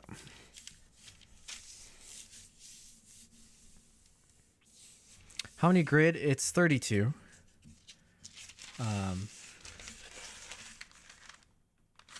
32 by 32. So not bad. Blue up seems reasonable, true. Fox in the Clouds asks, how's the convention? See any cool models by other designers? Yes. So Bodo was there, right? He was our special guest. I've seen, well, I have one of Bodo's folds that I won during his video contest. So I won his Jaguar fold or design that he made and his hippo.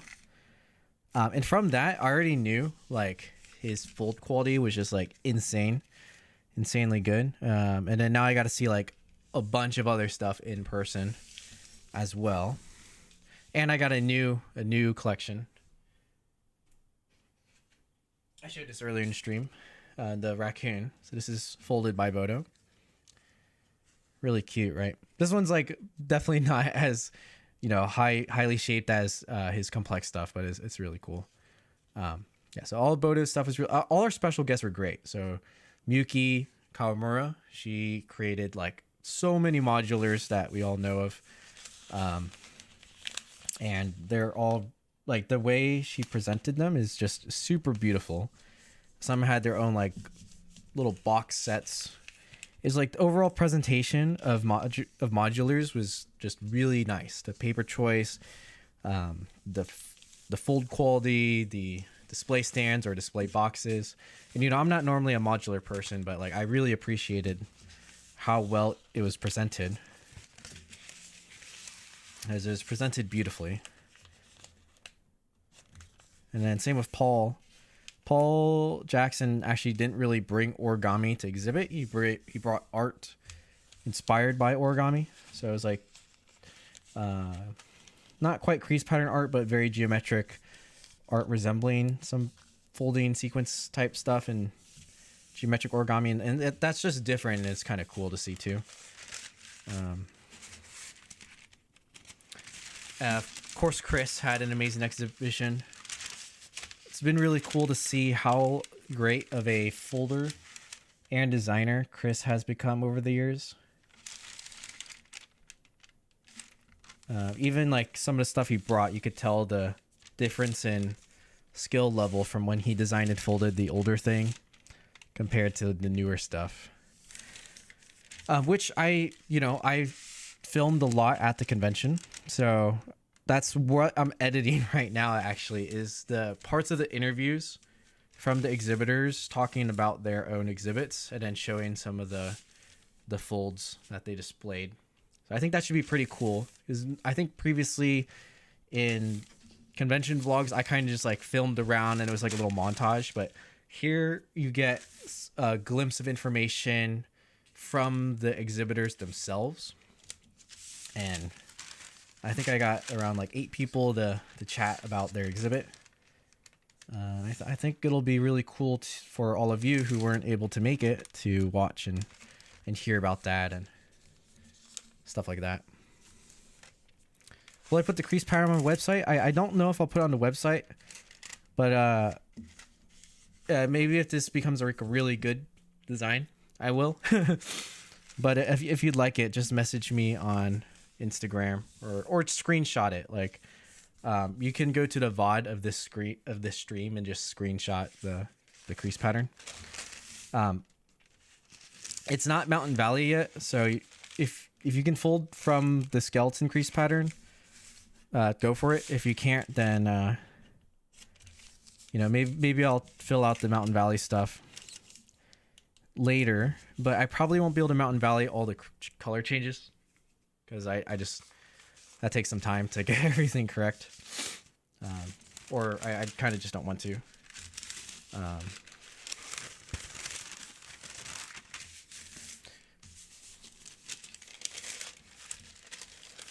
So the trick with folding the curse method is you have to find which way the paper won't like fold up on itself in order to get a more precise crease. I think like this should be good, or maybe not. Maybe I should just do it like this. Oh, so it's already kind of shifted. It's okay. You know what? It can be off by a little bit, right?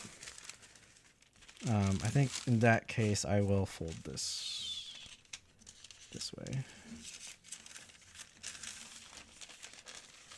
Even out the irregularity.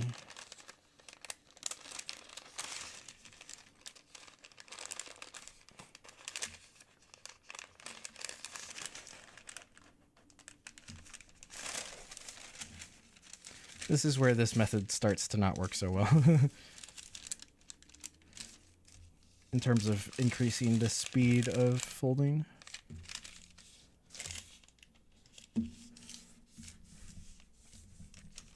What paper am I using? Is it just double tissue? Yeah, this is double tissue. I bought this from a friend, Az, on the Origami Dan Discord. He also has an Etsy shop. And a little, I think it's fair price for double tissue, and it's also cut into squares already, which is great. So I can just grab it and fold, which is what we're doing right now.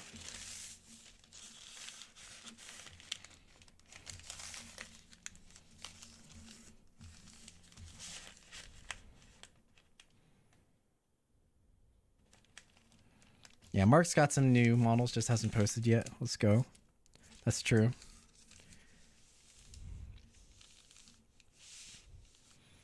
What's my opinion on rectangles? I think it's fine. If there's a purpose, like if there's a good purpose in using a rectangle, then it's fine. I personally just don't. So I would prefer to be less efficient and fit it all into a square, because I just like squares, than to use a rectangle instead. But that's just for my designs. That's what I want to do. So if someone else doesn't value that, they value more of the better designing for the specific subject, which happens to use a rectangle better, then by all means that's totally fine too.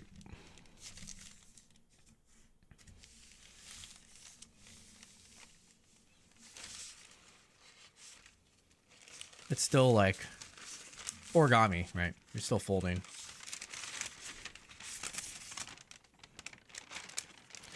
On topic of double tissue, how to cut the sheets into squares. I can make the double tissue. Just haven't.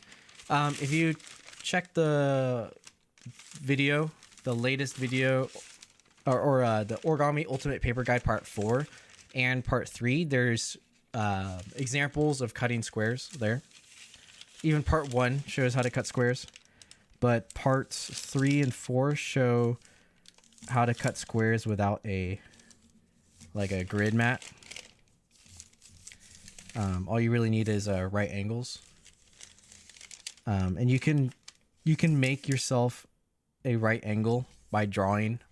So like if you don't have anything that has a right angle, you just make it yourself. Like grab like a poster board and then draw, like measure out a right angle and draw it, and that can be your reference. For those methods, you don't even need that. I think you just need a straight edge to cut across. I've seen Paper Forger not even use that, and he just does the same trick and cuts it with scissors. I don't recommend that, because that absolutely will not get you a perfect square. But the thing is, as you grow in skill level, the less important it is to have a perfect square, which is why I'm even able to do the curse grid method and have it come out pretty okay. Is because you just kind of know how to use the paper, and you can keep track of all your creases, so you don't need that perfect square or perfect grid anymore to get a good model cut out. I don't know if you're familiar with Paper Forger's most recent design for the Origami During Death Battle, but that for sure was not a perfect square, because I saw him cut that thing out with scissors with the technique. It's a crazy guy. Yeah, most people probably can't do that, but like the point is, it doesn't have to be like I've known some folders quit like Origami because they weren't able to cut perfect squares, and for some reason it like mentally taxed them enough because they thought they had to have a perfect square. So like I think you should free yourself of that stress and realize you don't actually need a perfect square. And then like don't get yourself into the mindset where if you're unable to cut a perfect square, you can't fold, because you definitely can fold without a perfect square.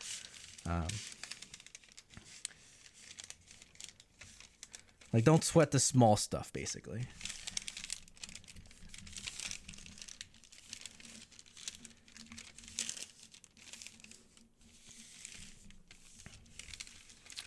Vivian says, great live stream. Thank you. Thank you so much. Sorry, that was like a very probably extra answer to how to cut a square. But yeah, check out those paper guides to see how to cut squares.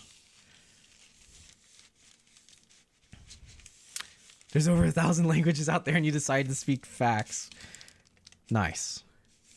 Currently parachuting a test fold of an insect design I'm working on while listening. Awesome. I don't, the parachuting might not be as awesome, but if you're able to, if it works out, then it's awesome. Oh, thanks Mark for posting about the colors part. Thank you. Can confirm that cutting with scissors gives a really bad and not clean edge. Yeah, for sure.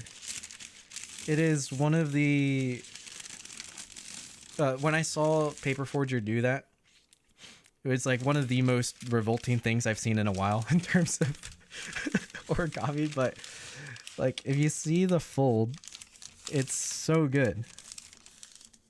You would never guess. You would never guess that he cut it with the scissors.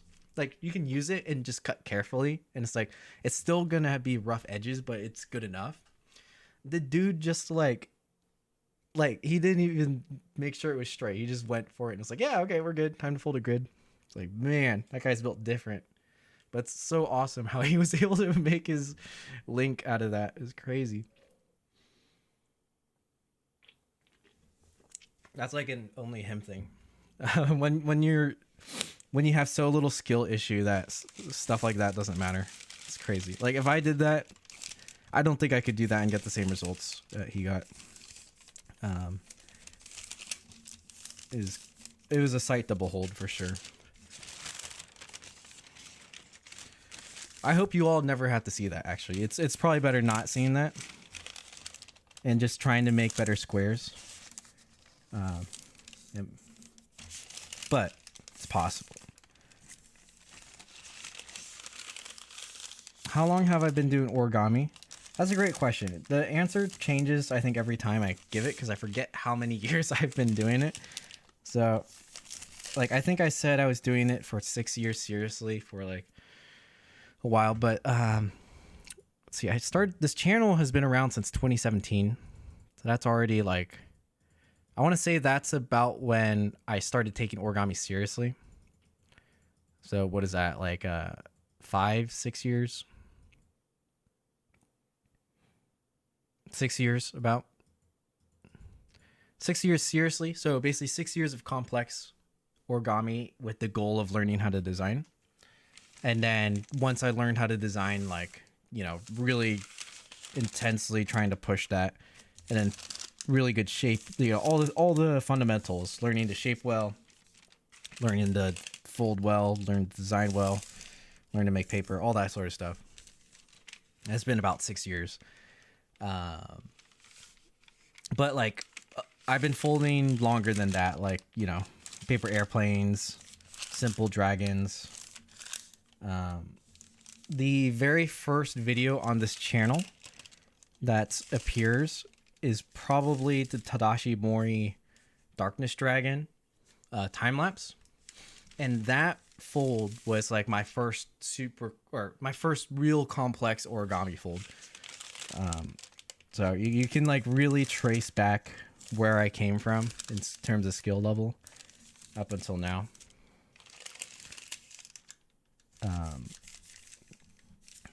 Yeah. That's probably like the best answer I can give for now. I could detail like my entire origami journey, but we'd be here for ages.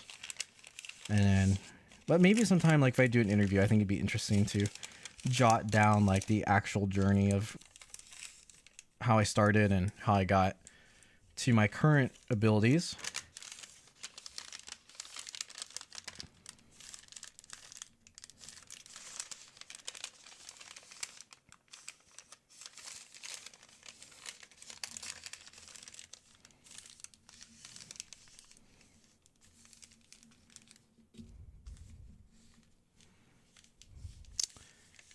Learned the hard way. Ken, I believe there are already some good Luffy's out there. Maybe not soon. Yeah, I think there is a good Luffy out there. I feel like I've seen a Luffy. Origami square psychology with voice. Facts. Yeah. There's the... It's like, you know, sometimes you learn things in school, and then like you learn later in life that there's other ways to do that thing you learned, just like with worse technique, but it still works. Kind of like that.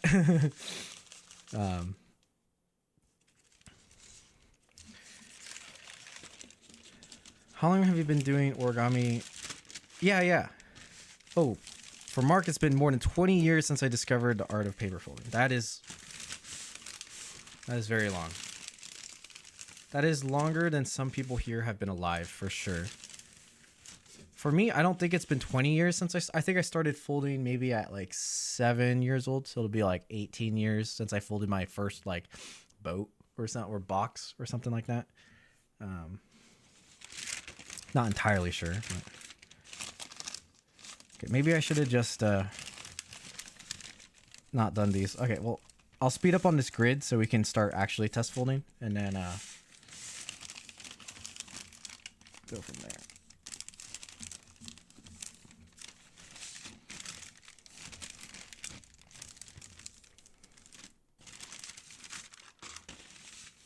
What's up, Raiden? Stacy's, I've done origami for 1 year. Nice. Nice. That means it's been a good year, yeah? Hopefully.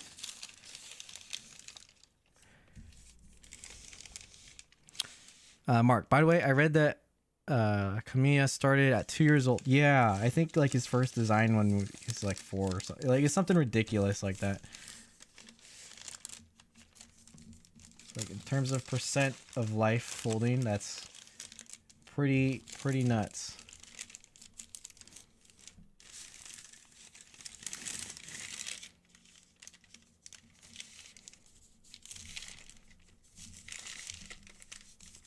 How's it going, Raiden? It's good to see you.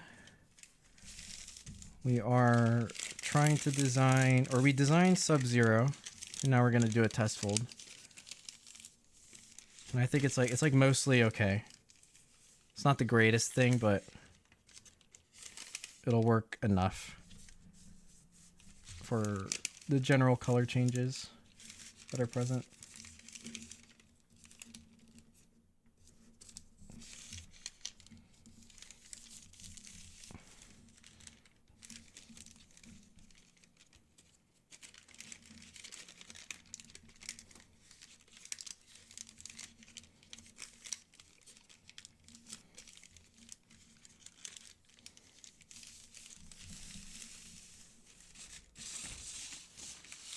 It's 42, so 40 years of folding. Yeah, that's wild. Why do you fold origami? That's a great question. I fold origami because I think it is very cool how we turn an object that starts as something, essentially two-dimensional. Technically paper is three-dimensional, but the medium of it is it's two-dimensional basically. But we transform it into something three-dimensional without actually changing its properties, right? We're just folding it. We're not cutting it. We're not adding more paper to it. It's just folding and molding and shaping and then freezing it in place with MC and glue. But, basically creating something from the constraints of a 2D object into something three-dimensional. And the capabilities of that and like being creative with that limitation is really fun for me. So that's what I enjoy. And that's why I enjoy designing more than trying to fold other people's models, I guess. Because it's that aspect of creating something new that is very enticing for me. Now, I also love folding other people's stuff too and adding my own spin on it.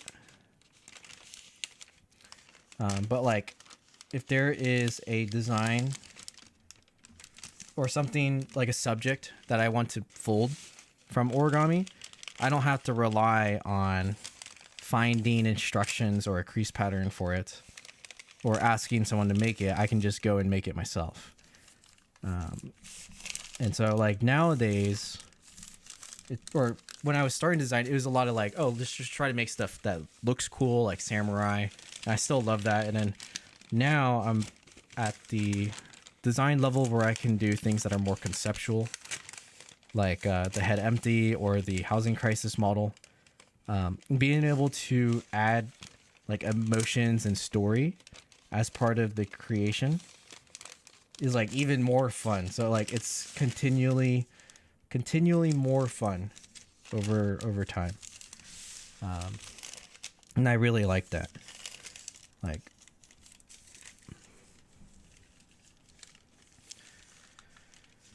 also, should I invest in a large paper cutter? Right now I'm using the picture frames and folding the paper in half to cut it. You should get a cutting surface. You don't need a paper cutter. Just get a surface. If you watch the Ultimate Paper Guide, there's a lot of materials I recommend you to get that is very budget friendly and useful.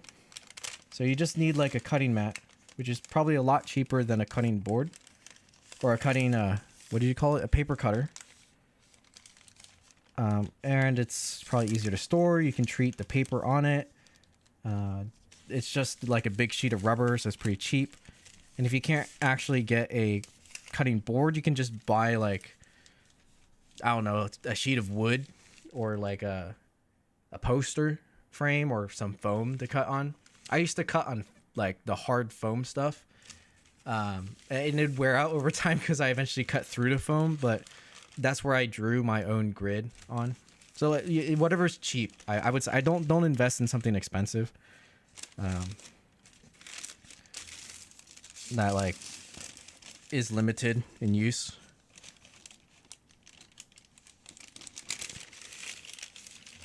For a while, I used to treat paper on this gigantic piece of wood that I got from school. It was like a piece of plywood that had paint on it, so the paper it wouldn't stick to the paint, or it wouldn't like fully dry to the paint. I think if you have like a raw piece of wood, it might stick to the wood. But yeah, it was just a big piece of wood. And that's what I used. I cut on there. I treated paper on there. The Ryujin was made on that piece of wood. Right, this guy. The paper was treated and cut on a gigantic piece of plywood. Or it wasn't even that gigantic. It was a meter or a little less than a meter big. So that's why the paper is only 90 centimeters. But that's all you need, right? Like maybe the only thing you can't fold with those materials is the Japanese spiny lobster, but you can fold everything up to Ryujin with just a large free piece of wood. So yeah, don't invest in something too expensive. You know, save that money for other tools like paper, like tissue papers and MC and stuff like that.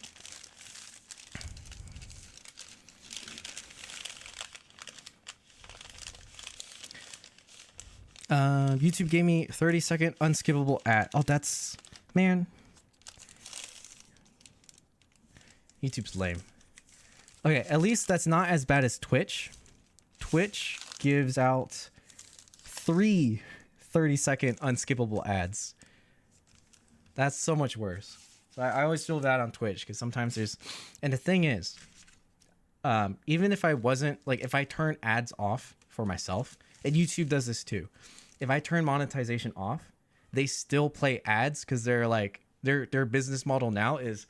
Okay, you don't want to make advertisement money, but we do. So we're still going to put ads on your stream. And it's like, man, that's lame. So yeah, I do monetize because like I'd rather be taking some of that money and then investing it in something like the OBB competition than for YouTube just to be ripping money from everyone. There are ad blockers, though. I don't know if I can say that. I can't recommend them, but I can state that they exist, perhaps. Ordered stuff to make double tissue. Arriving soon. Looking forward to not being as restricted by paper. Awesome. Yeah, you can pretty much make anything from 50 centimeter double tissue, which is a little bit bigger than what I'm using here. This is like 45 centimeters.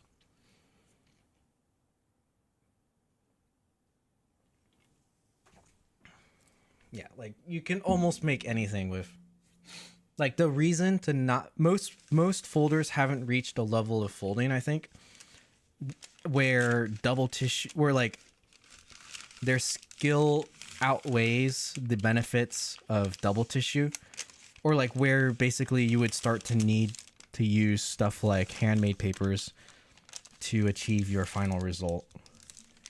You have to be like Robert Lang level to really bring out the full benefits of something like origami dough or ogami. That, you know, you couldn't do with double tissue. So like there's not many people that are at that sort of level, I think. Which essentially means double tissue you can use for everything.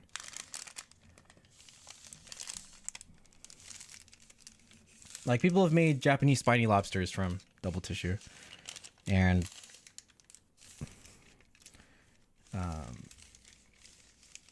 you can do humans from double tissue. Now the humanoids are not as good from double tissue, I'd say, but I mean I'm doing one right now. It just kind of depends what style of human you're doing. But my sword and shieldsman, that was double tissue. The housing crisis, that's double tissue. Like, let me show that actually. That one's pretty cool.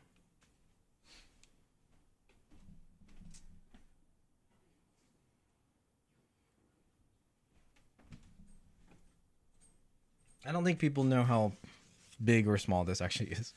Isn't this kind of a cool design? I think so there's a lot that's wrong with it, but I think it's like enough, at least within the time constraint. So like it sells the idea, maybe not of a housing crisis, but I think for the most part, people can understand that he's burdened by the thing he's carrying. And whatever the thing he's carrying, it could be like a bank, it could be a rock, it could be whatever.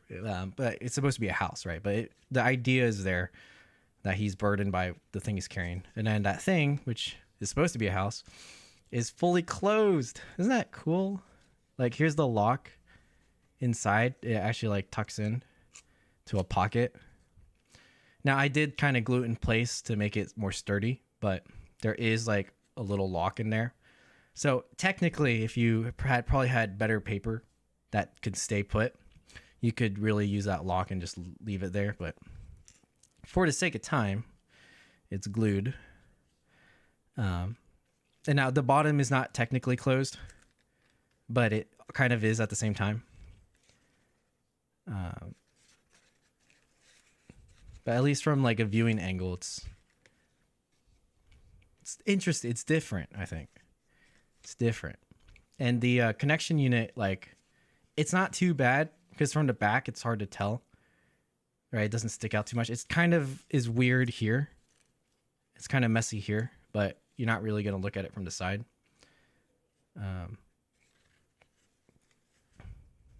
Kind of cool, right? I designed this in one day and started folding it. Basically, how I designed this one was I just had a grid and I sketched out like, oh, how can I do a house with pleats? Which this is a little bit ERM-ish, but not really. And then I just made the packing for the guy. And then basically the packing, the idea of this was, okay, I'll do generic person and then just leave a lot of vertical room to do the house from. And then that was that.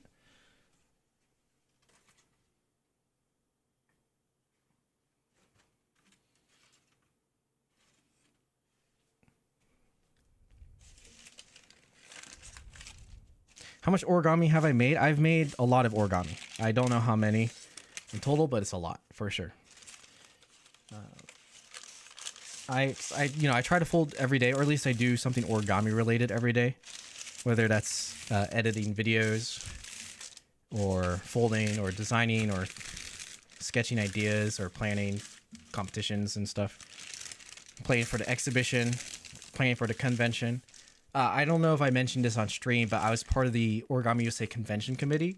So every week we meet for an hour and kind of get all the logistics planned for the convention, you know, the food, the dinners. My area more was the exhibition area. So planning that out, getting the signups, all that sort of stuff. So, you know, something like that every day. And then if I'm actually folding something every day, then yeah, it's a lot. It's a,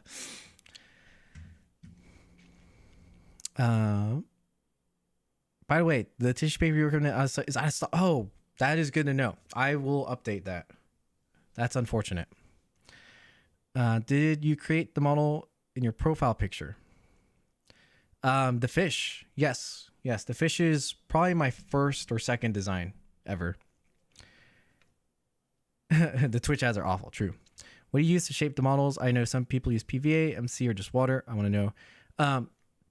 If you're new to using glue or MC to shape, I recommend using PVA. It's a little bit easier. It's a lot faster than MC. And it's like MC, you can mess up if it's too watery, and it can ruin the model, or it can ruin it. So start with PVA, get really good at that, and then try thick MC for shaping.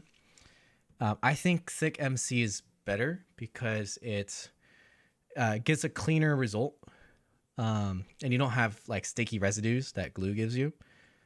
But for someone who's just starting, I don't recommend MC because it's hard to understand what to do. But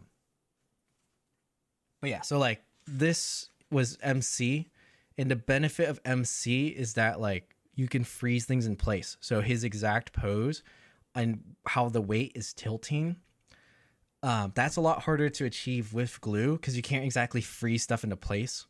So like with glue, you can only stick things together, but it doesn't work as well for holding things in place versus since this is MC, like these legs are in place. So even if I like pull it open a bit and I let go, it just jumps back into place. So that's like the ultimate benefit of using MC over other things generally.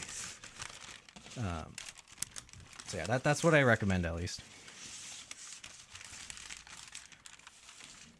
I think, and then once you're good at both, then you use a hybrid. So you use if you're shaping and you need to stick something to something else, you use PVA, and then for round things, you use MC. So like in that housing crisis, I needed to stick the edge of the house together to close it. So I used PVA, and then for the human part, I needed it round and in a specific pose. So I used MC. 2, 4, 5.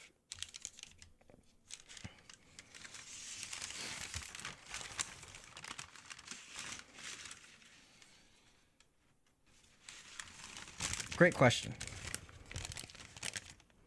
How was experience at the Origami State Convention? It was great. We had a lot of international guests actually.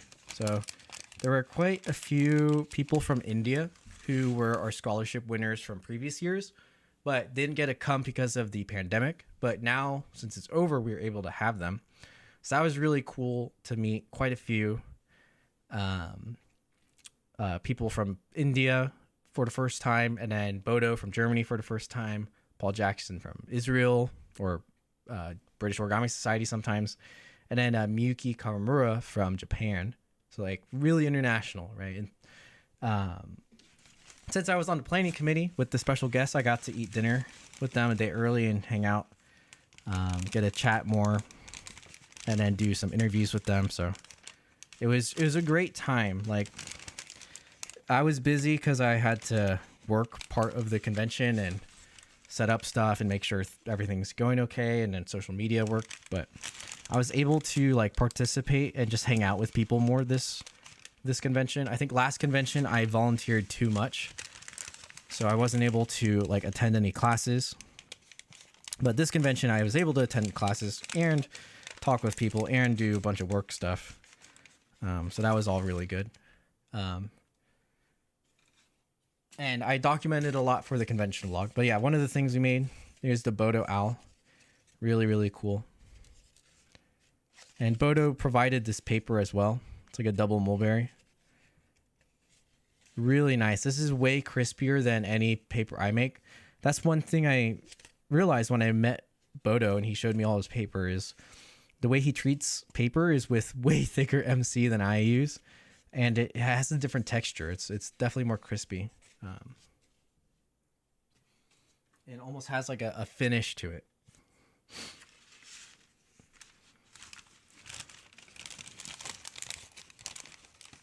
But it's kind of cool. Like honestly, everyone's double tissue or even like treated Wenjo and treated mulberry papers, they all come out different.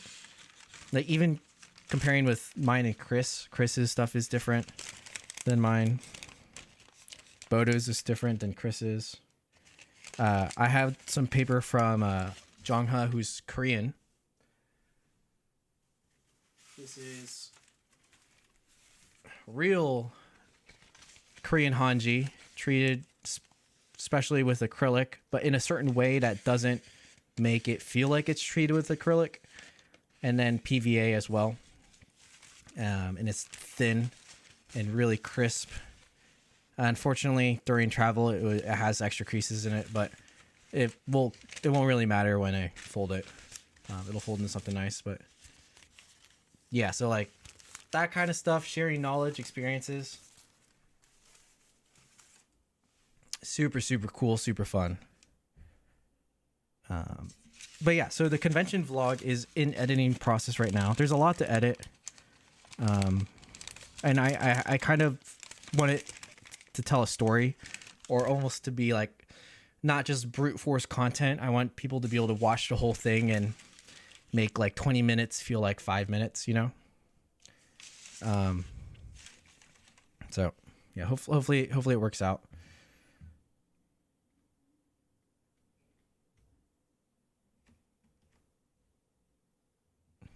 Mark, still waiting for the full crease pattern with the house. Yeah, that's not happening. I have no idea how that house like works.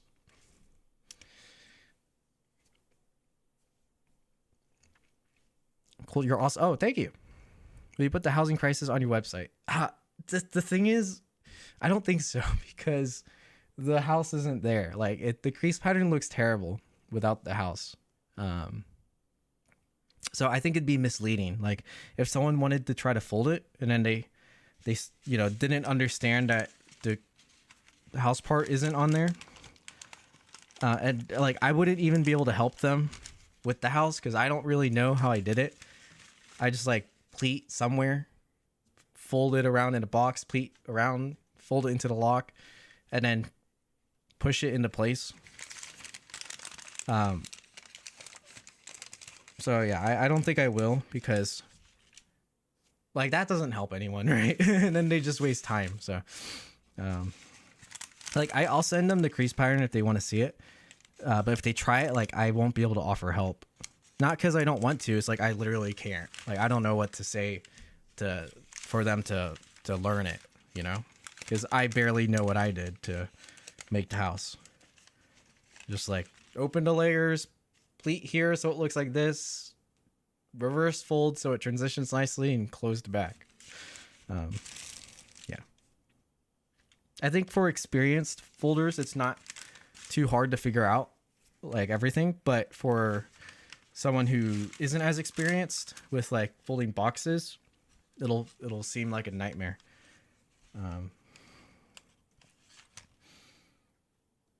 Oh, I just realized this is incorrect. Should be here.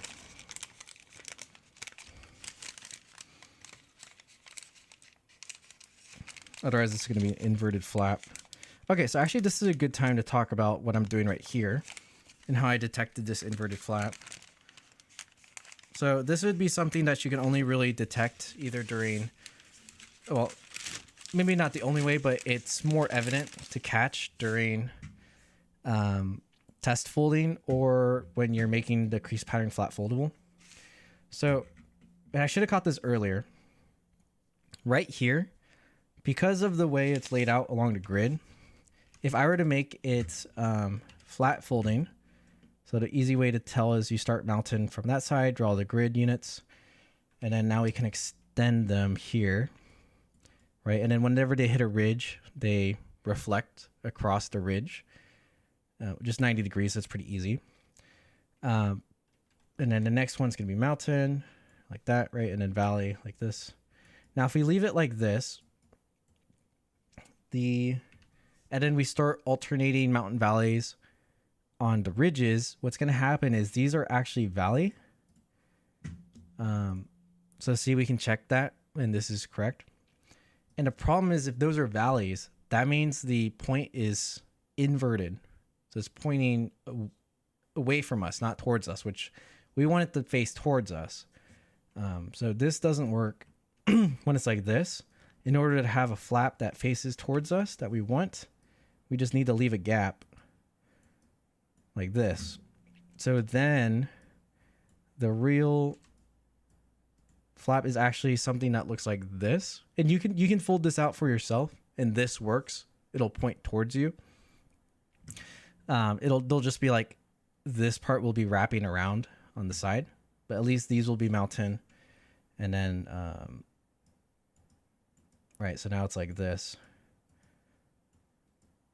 And then the inner ones are valley, like that. Let's get rid of this. So that might not have made sense, but, well, hopefully that made sense. But it should be like this. I think the others are okay. So I caught that as I was folding here, because it's a little bit easier to detect on this, and maybe when I'm actually collapsing it, I'll explain how this works, because yeah, it'll make more sense when I actually do it.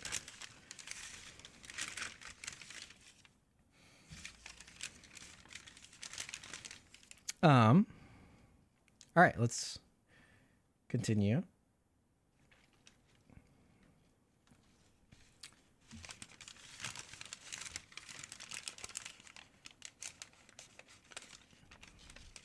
Really wanted to go to Bodo's ALP class, but I was teaching a class of my own, so I didn't get to. Oh, man.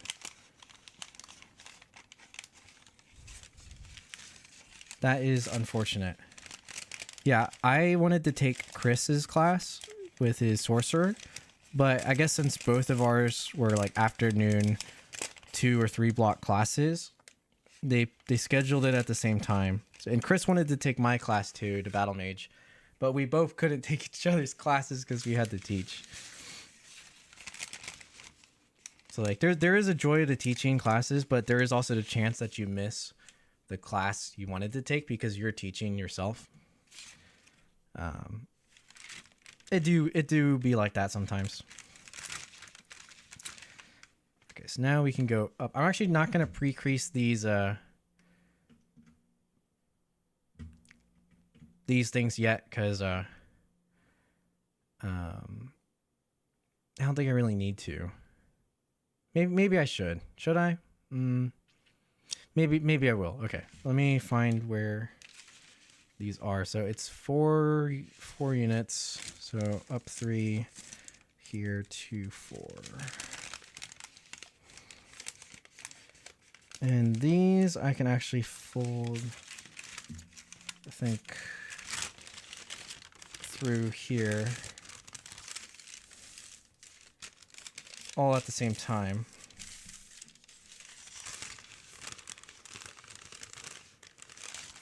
Okay, maybe not all at the same time, but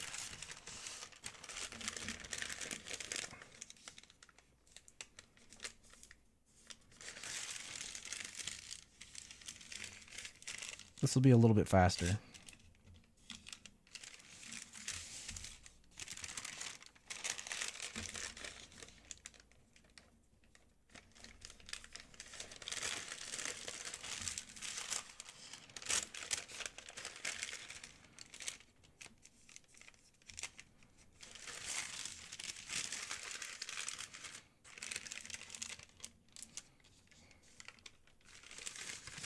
What is PVA?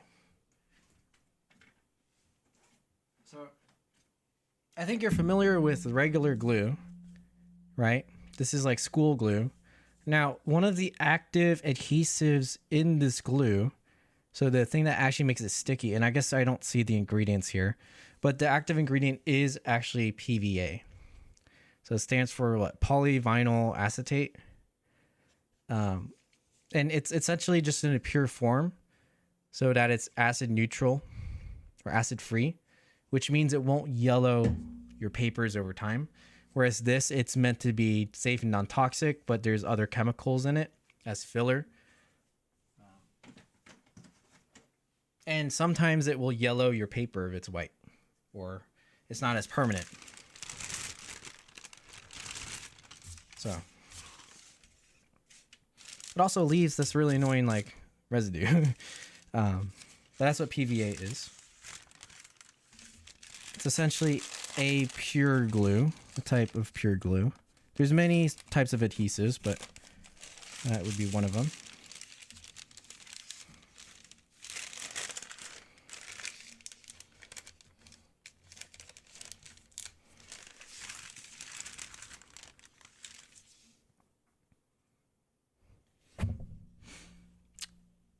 Looks like I missed some people chatting. Hello, hello. Do you make my own tissue foil, or do I buy it? I rarely use tissue foil. I don't really like tissue foil, but if I use it, I would buy it. It's pretty easy to make. I think there's tutorials online from years ago.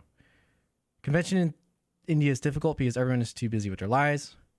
Blame the education system here. It's cruel. Yeah, it's tough. I think not just in India. I think in other parts of the world that don't have conventions yet, it's always hard to start new ones. But that makes sense. Yeah, education is kind of broken a lot of places, but that's a different topic.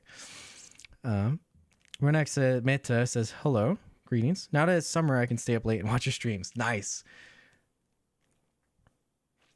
I'm glad. Thanks for tuning in. I'll try to have streams at various time zones. So like right now, the Europeans, it's really late or it's in the morning for them.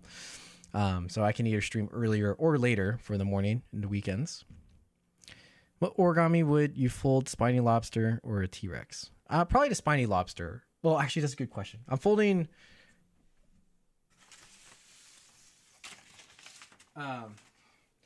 Shuki Kato's Giganoto right now. And I also started the grid for the Japanese spiny lobster. I don't think I'll finish on this paper.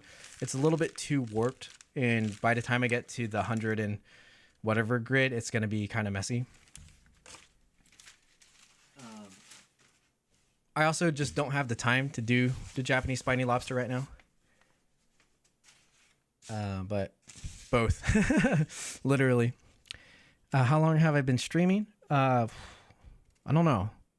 How long have I been streaming? Since like not quite 3 hours, like 2.5 hours. I love live streams. Hey, I'm glad. I am too broke to make a donation. Sorry, don't worry. You don't need to make any donations. This is all free. It's all free. Just watching and having fun and learning. That's all that's needed. How to make Age Dragon? Understand scales and understand basic crease patterns. The Age Dragon without the scales, if you can fold that, then you understand basic crease pattern stuff. And then you can look up scale tutorials, I think, for the Ryujin, and it's kind of the same. And if you get really good at that, then the Age Dragon should be easy to fold. I think the last part that would be hard is paper for the Age Dragon, so getting the correct paper for it. And that can be solved by watching my paper tutorials, because I show how to make large papers as well. You make my Assassin's Creed origami. It took forever. Nice. Thanks for folding that. JSL is 104, maybe. Oh, yeah. So it's 100. Yeah, it's not too bad. Also folded Assassin. Nice. My parents got mad because it's 11 a.m. Ooh. Yeah, don't stay up too late or don't get in trouble. Thanks for watching, though. Let me grab the Assassin, actually. I'm really proud of that fold.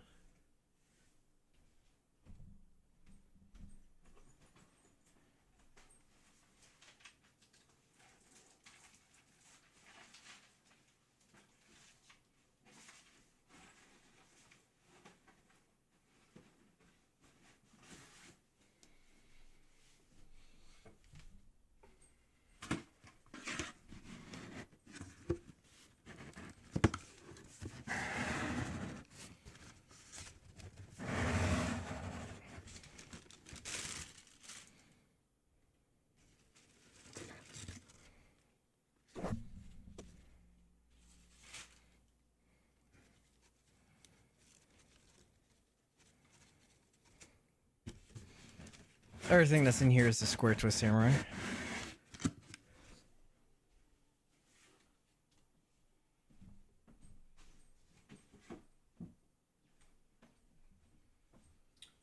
Which I'll take out later. But this was a hit at the convention, I think. This is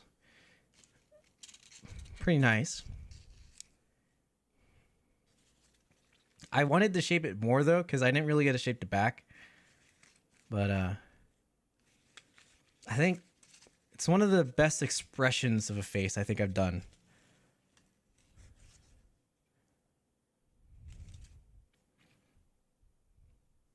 Not bad, right? Not bad. Also, the hands are kind of good, too. The hands I was really worried about. During the tutorial, for those who folded this, too, I think I talked about how I messed up and then I retaught the hand. So I filmed like 3 versions of the hand before I changed the structure to the better structure. And I was just trying to make it work and it wasn't working. That's really hard. And I think I redid the face twice too. So the one that's in the tutorial is like the good version, right? And then there's a couple bad versions that it was hard to explain. And then when I folded it, it also wasn't very good either. But it turned out a lot better than I thought it would, because it's so hard to fold well and make a tutorial at the same time. But it kind of worked.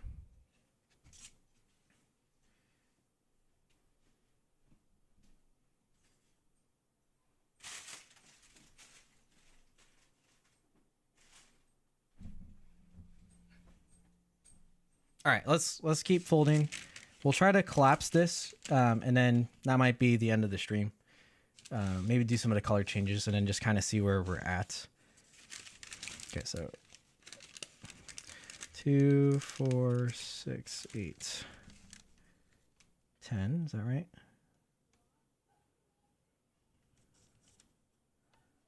Right here.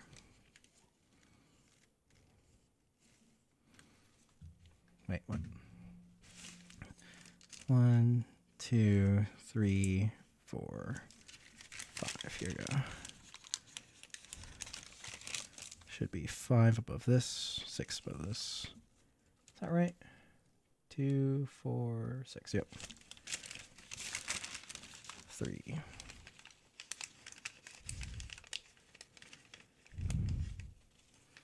Since someone say large paper, thanks, Mark, with those links.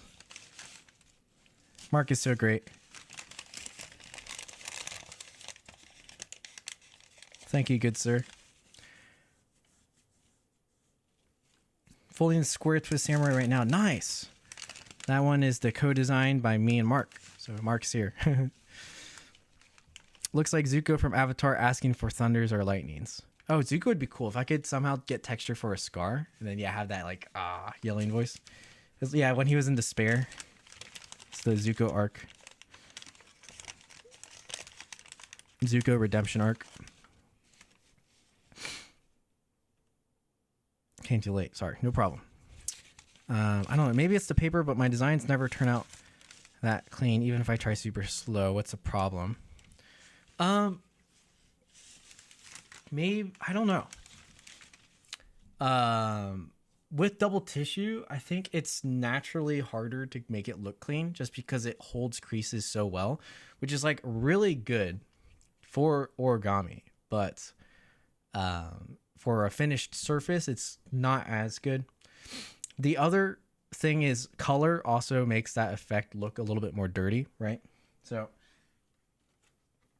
this is double tissue, but it's white double tissue. So like the person actually looks round, and maybe this one's not even clean either because you can see all the creases. But so it might partially be a, well, no, but then my Sword and Shield Knight is really clean.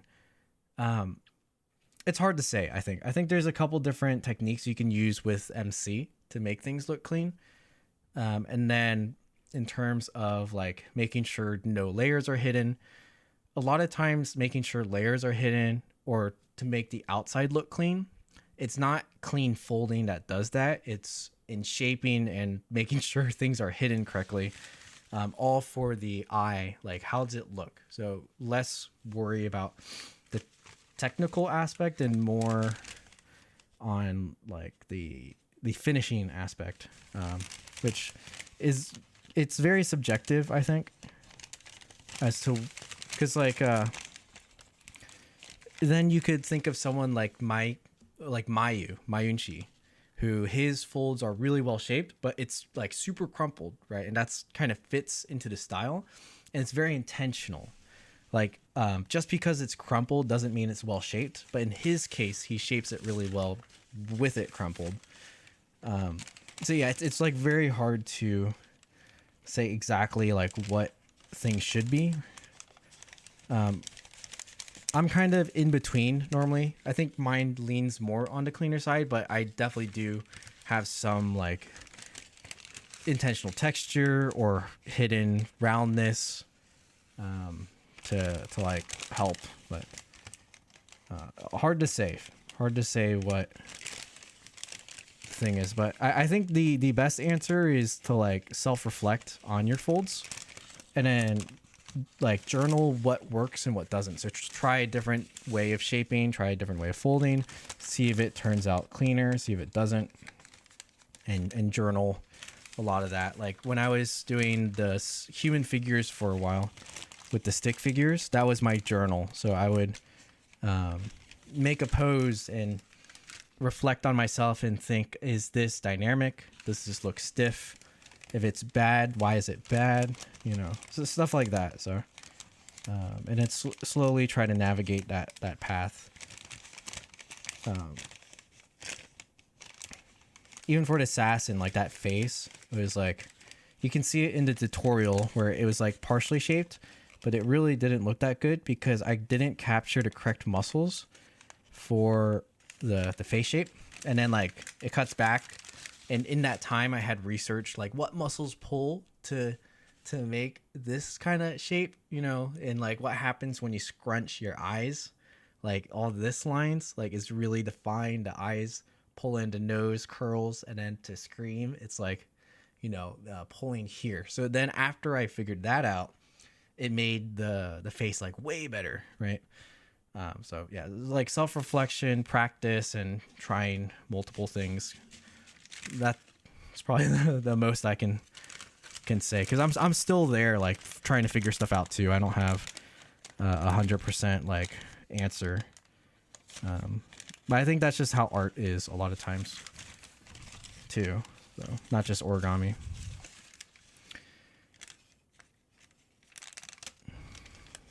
Mark says, I think your designs are good. Clean and good. Just more shaping experience. Yeah, you have great design, Shang. And your folding's good too. Like your giant the Shukikado Kabutamushi. Like that was nice. Yeah, so yeah, just more time with it, and I think you'll naturally be picking up like what looks better to you, you know, what looks worse to you, and then you'll improve a lot. Mark, try folding the STS and do your best at making it look and clean around like Voices Fold. True.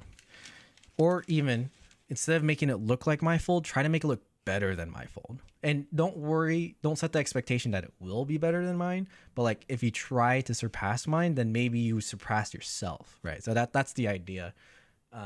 Back in the day when I was practicing, that was how I was like training with certain models, like the even like with the obelisk humans. I know that I can't fold it better than obelisk can, but if I try to, then I'll at least be better than myself. And then over time, I still can't fold it as good as obelisk can, but I've improved in other aspects in terms of trying that. You know, I don't think it's always good to compare yourself to others if it's like detrimental or prideful. But if you're using it as like a tool to kind of push yourself, then, you know, then it's healthy to try to compare your model like that. So that is very good advice from Mark. Very good advice.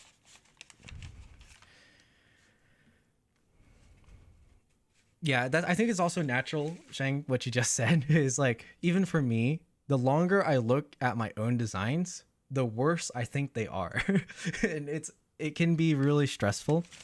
Because your brain will like fight you, you know, it'll make you sad or you know, less motivated sometimes, but you gotta like catch it so it's healthy, but then also like not be prideful. Like, so it's like it can be helpful and a curse. Like I've showed this one on stream, but I didn't post it because like it's like everything is kind of okay.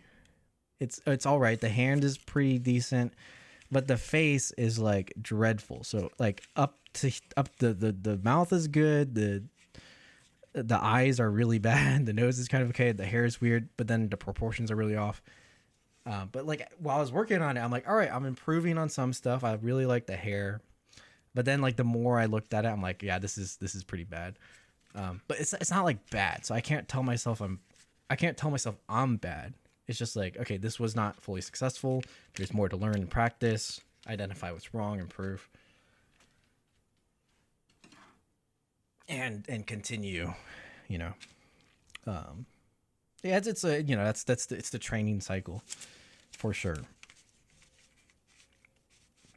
Stacy's got to head out. Thanks for joining, Stacy. Great having you in the stream as always. Lego. I did origami for 5 years already. Nice. I'll try Square Twist Samurai next. Let's go. I'm excited to see you fold that. That's gonna be pretty cool. Oh, Bird, what's up? Hello, hello. And Simon, hey, how's it going? Mark says, I remember Alan said that his shaping got good because he spends a lot of time just trying things as good as he wants. Or so. Yeah. So like trying to get things to where he wants. That makes sense because his dexterous skills are extremely good. And that can only happen from practice. That's not, you don't just get that from nowhere.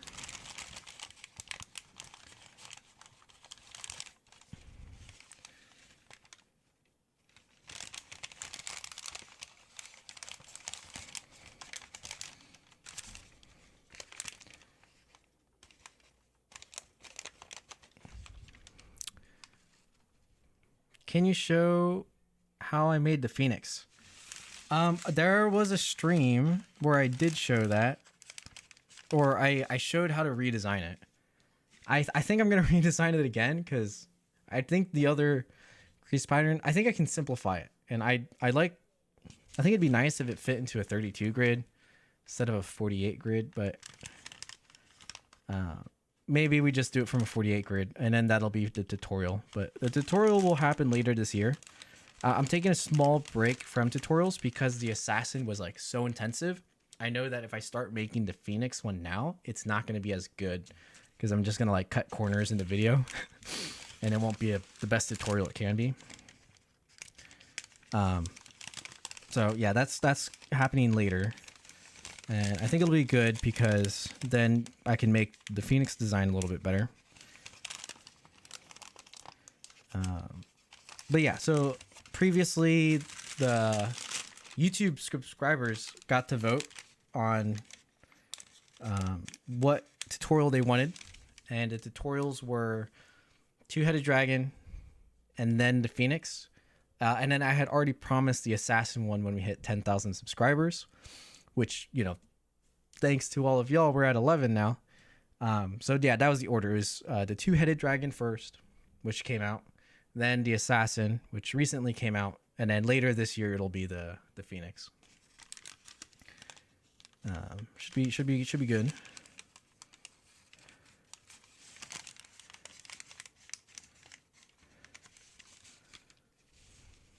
I need to learn more on how to design and shape a human face. Me too. I still need to learn more on designing and how to shape human faces too. So I wanna get even better.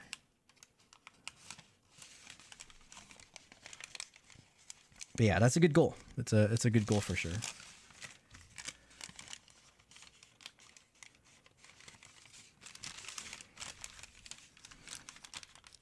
This is how I designed it. Oh, there you go. Thanks, Mark. I totally forgot about that one. Yeah, that's roughly how I designed it. So that was pretty much exactly a year ago, actually. Is that right? A year ago? And then I didn't have too much time because it was right after the convention. That the time, like during the origami convention is when I was talking with Tadashi Mori and we were planning out what we were gonna do. And then like shortly after I had edited the convention vlog, some of the interview videos, and then was working on the Phoenix. So it was a very quick design. It wasn't the best design, but it looks cool. And then a lot of people liked it. And then, so yeah, I want to make it a better design so that it's better to teach and shape. Because folding that one, like, because the structure was kind of a mess, the shaping was like clutch. And it would not make for a good tutorial. Absolutely not. All right, so we are just about done with pre-creasing. We got just this part left, which I don't even know we're going to use, but in theory, this is going to be part of the mask. And we'll collapse it up. Call it a day. Actually, I think I have something I wanted to go to at 10. Let me see if it's actually happening. If it's not happening, then maybe I will stream longer.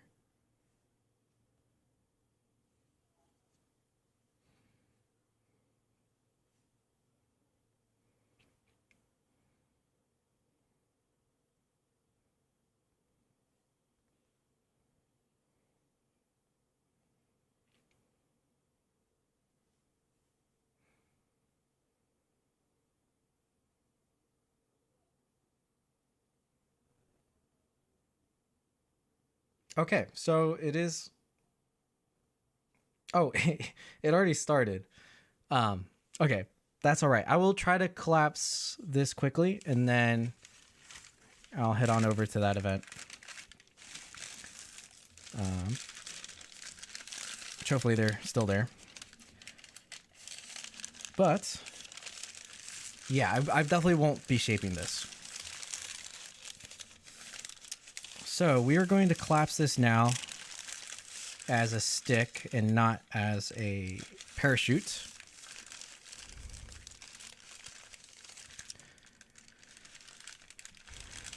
What could be the best way to make a human face look 3D or closed back head, but 3D? I think closed back head is actually pretty easy because if you have hair, the hair can close. To make the face though, it's tough because that's what I'm still struggling on. Because if you have thicker paper, which makes it more 3D, it's good, but it makes this area really hard to shape. So, and it can make the head too big as well. So like that's the problem I had here because all the paper condensed down. Like it's really thick up here, and it made the face too big. And then also the thickness of the paper made this muscle line, which is like, see this cheek muscle.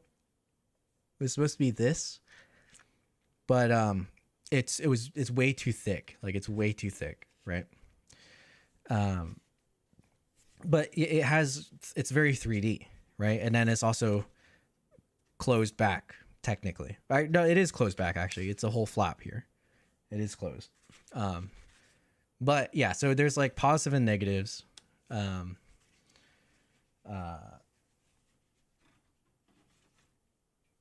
What's another face I've done?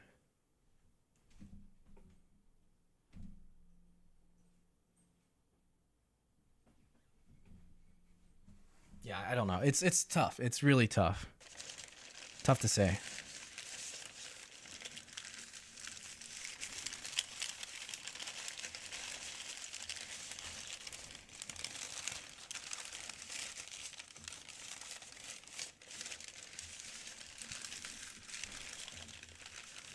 Need to go. Thanks for stopping by, Lego123. Yeah, I'm still trying to figure that out too. Shang.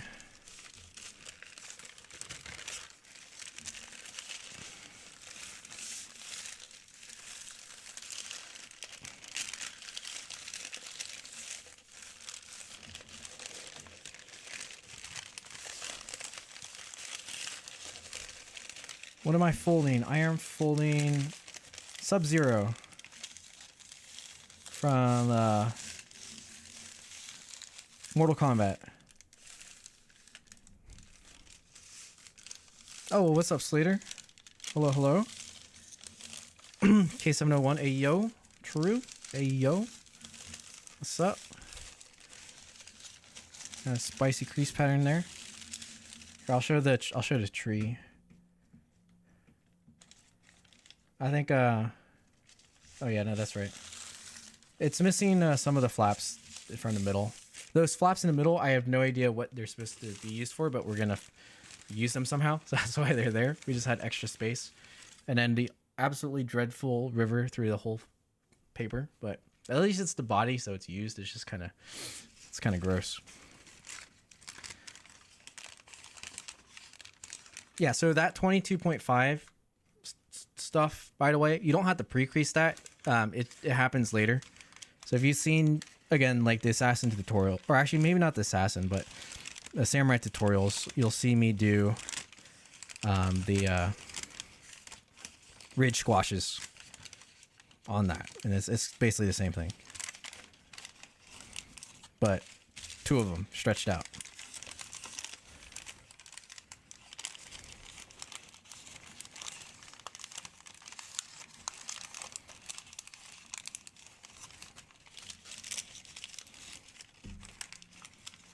So see, when it's like a stick like this, it's really easy to collapse. If we had an actual axis in the middle, which I could probably define, it'd be even easier. But that's okay. This part is pretty simple, that it kind of collapses in on its own anyways.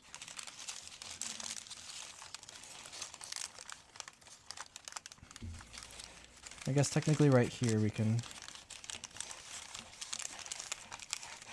do it.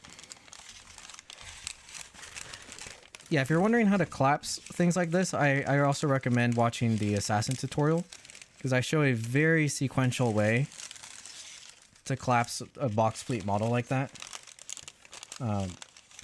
Although, truthfully, most of the time I don't collapse them sequentially. I just kind of brute force them a little bit because it's fast and I know what's going on.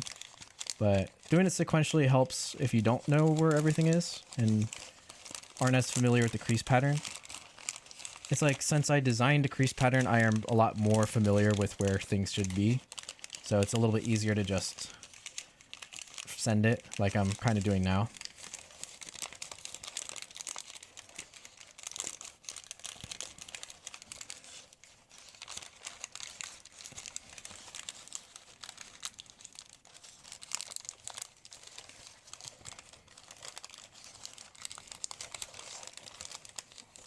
Okay, so remember that part about the inverted flap I was talking about?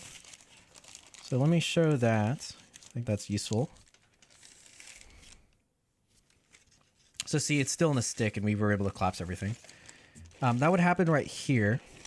And you can see that at the point of where this flap is, it's valley folds. Unlike this one where it's mountain folds in the corner. And see, if it's mountain folds in the corner, then the next set can be mountain folds as well. So if basically this becomes a middle flap, which it actually does, right? So then our next creases are mountain right after that, and it points up. But we can't do that as valleys on this side because it'll intersect with each other and it won't collapse unless you invert it, which you would push it through the other side so that it's considered mountain. But we don't want to do that. So the solution is to leave a gap. And then you can have your flap, but these ones will wrap around. And so once it's fully collapsed, it makes a lot more sense.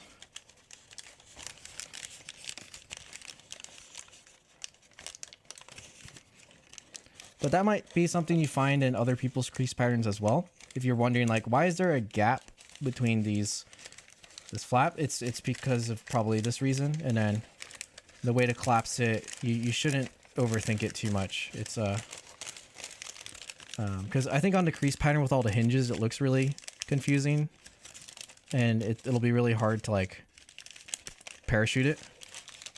But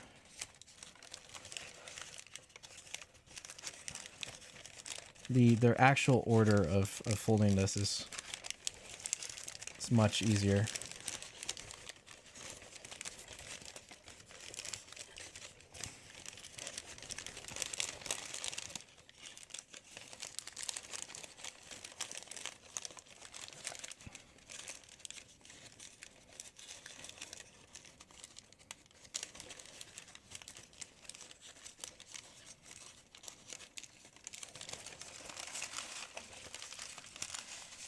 All right, and then let's do the regular middle flap. And then we're basically done with the bottom section. And we'll just collapse the top.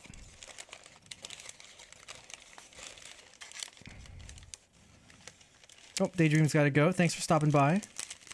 Have a good evening or morning, depending where you are.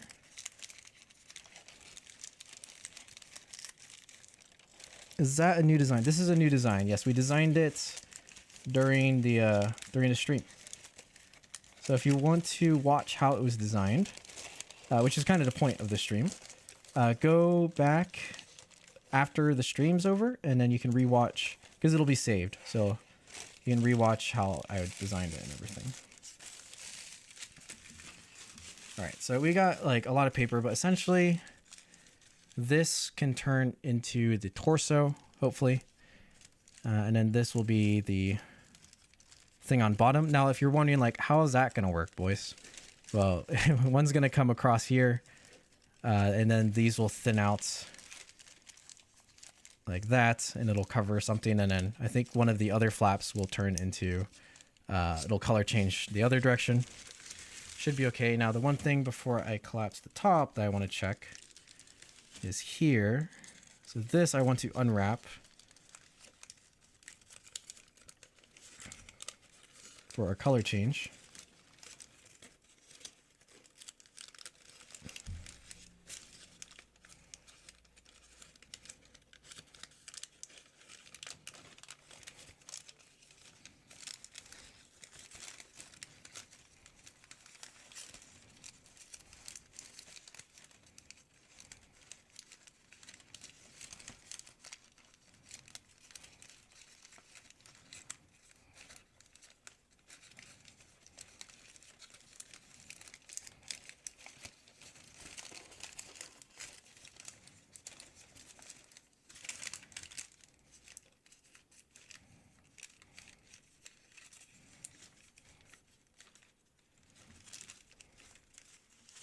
Oh, that was behind orient it. So there's our thigh color change, and then we also have this one, which this might intersect with the other leg, and then it's going to be kind of awkward to shape, but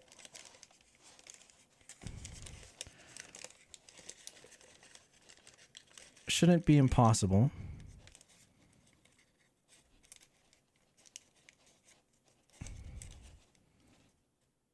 Okay, that was not very clean, but that's okay. That's just for the foot.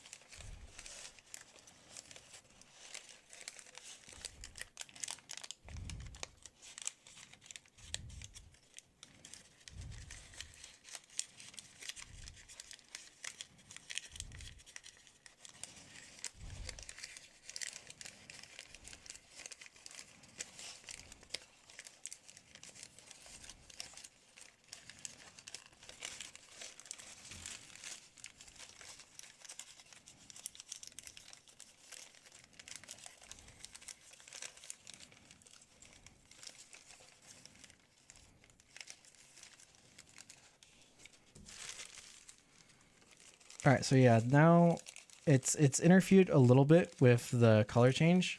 So we're just gonna have to like mush this sideways to use the width, but that's kind of okay, I think, because and I say it's okay because that's definitely copium. I think this is too tall too, but it's okay because we're trying to make it kind of like a ankle guard as well. So yeah, it kind of works. I don't think we need the second level of the shifter though, but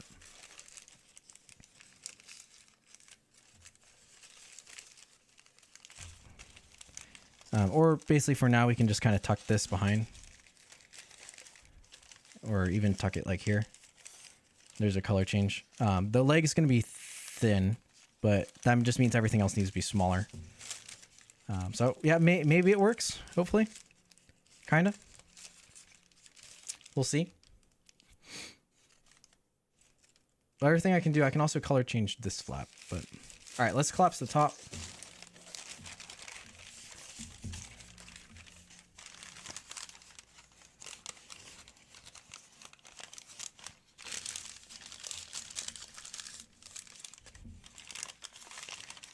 And then I think that'll be it for the stream.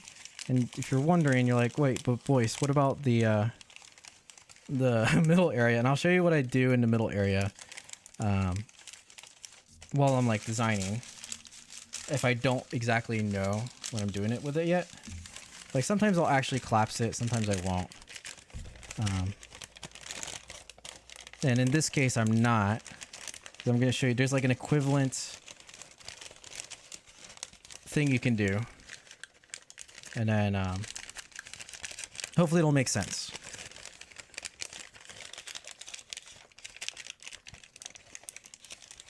But that way you don't have to like collapse it and then change and then collapse again. You can kind of visualize maybe what you want a little bit more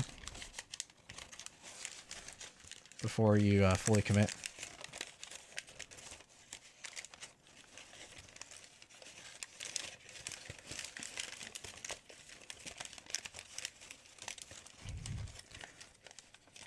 You're back. Nice. By the way, while we have people here, so the event I'm going to tonight is it's actually at my gym where I do flips at. So if you have seen like some of my shorts, you'll see I've mixed origami with doing some flips. Like there was the dragon one where I did a flip with a piece of kami, and then at the end of the flip I had my finished dragon. You know, obviously it was editing. But on Twitch, I'm gonna be streaming at that gym because there's a big event happening this weekend. So Friday and Saturday, I think I'm going to try to stream it on Twitch. So if you would like to watch that, it's going to be throughout the day or the later part of the day on Friday and then just the entire day on Saturday, I think. Feel free to check that out if you think it's interesting. I think it's pretty cool. Flips are spicy. And then I'll be like commentating a little bit on what's going on and asking questions or answering questions if people have questions. And you also get to watch some people that are way better than me do it as well, which is pretty cool because we have some guests that are, there's some special guests that are really, really good. And actually the place I'm going to after the stream is to hang out with some of those guests before the event starts. Like I said, I help plan some of this stuff. So I'm going to hang out with them early.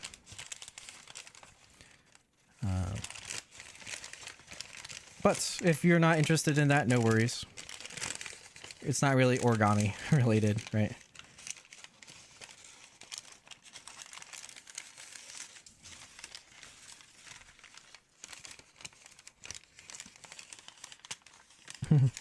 Flipping convention 2023, true. I think there is something called like Flip Convention, which is like, or I know there's like Fit Expo that, and they do flips there. There's probably one that has claimed the name of Flip somewhere.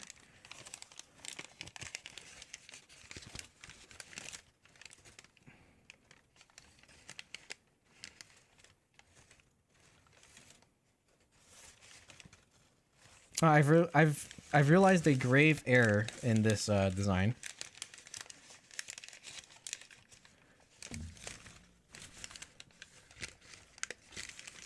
Is it an error? I think so. It has to do with how this is laid out. It's similar to the error that I showed we fixed in the bottom area.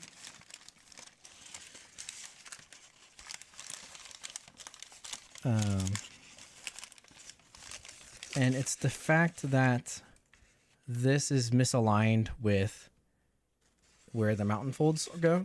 It's on valleys. So that is unfortunate. I thought this was in the middle, but I forgot we changed it from the middle because of our I see where we went wrong. All right, well, in the case where this happens, you kind of just mushed a victory. I think the ideally the way to fix this would be to do something like you just take that. So it has to shift by 1.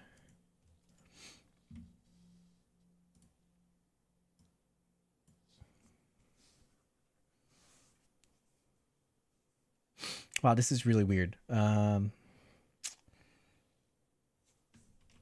think things are fixed if we make the neck 1 unit longer.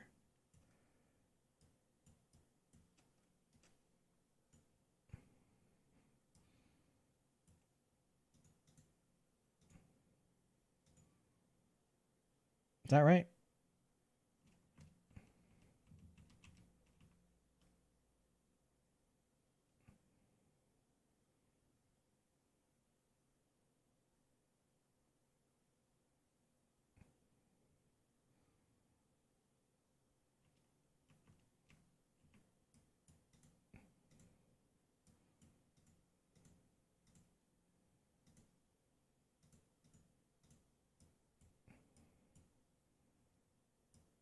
Wait, no. It has to,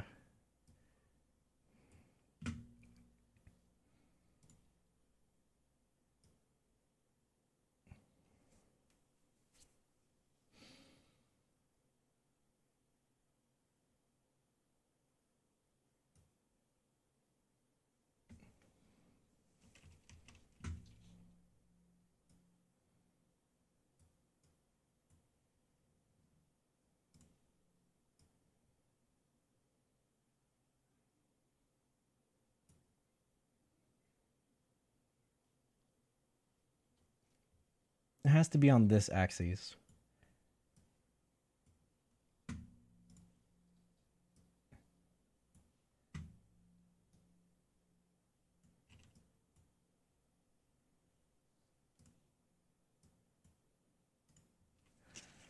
Which it kind of messes up other stuff, and I'm not too sure why. Okay, there you go. That fixes this.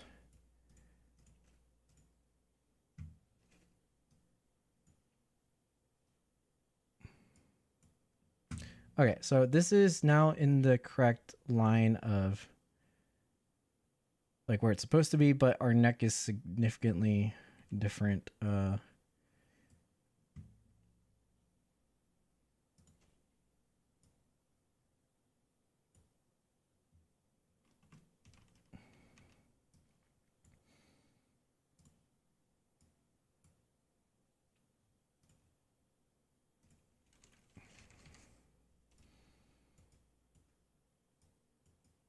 Okay, so this is really weird. We can there's something here that can probably be fixed or done better, but this would make it back in line with how it's supposed to be.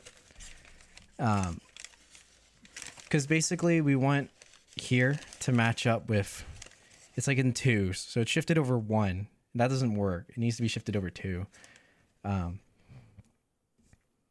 Well, sometimes stuff like that happens, you know. It just be like that. I think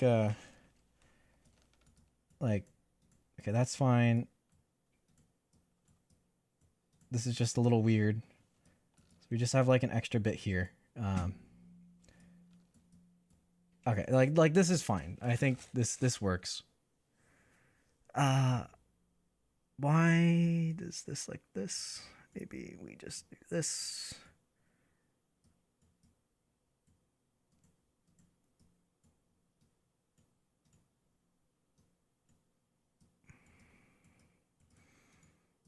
Right, so now like we have like way too much room here.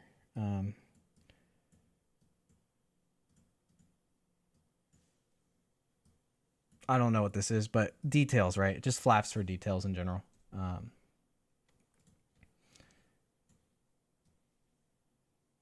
Okay, and I think it's better to do something less good like this than to try to shape through this whole mess. Will I be posting the whole? Yes, this live stream will be saved.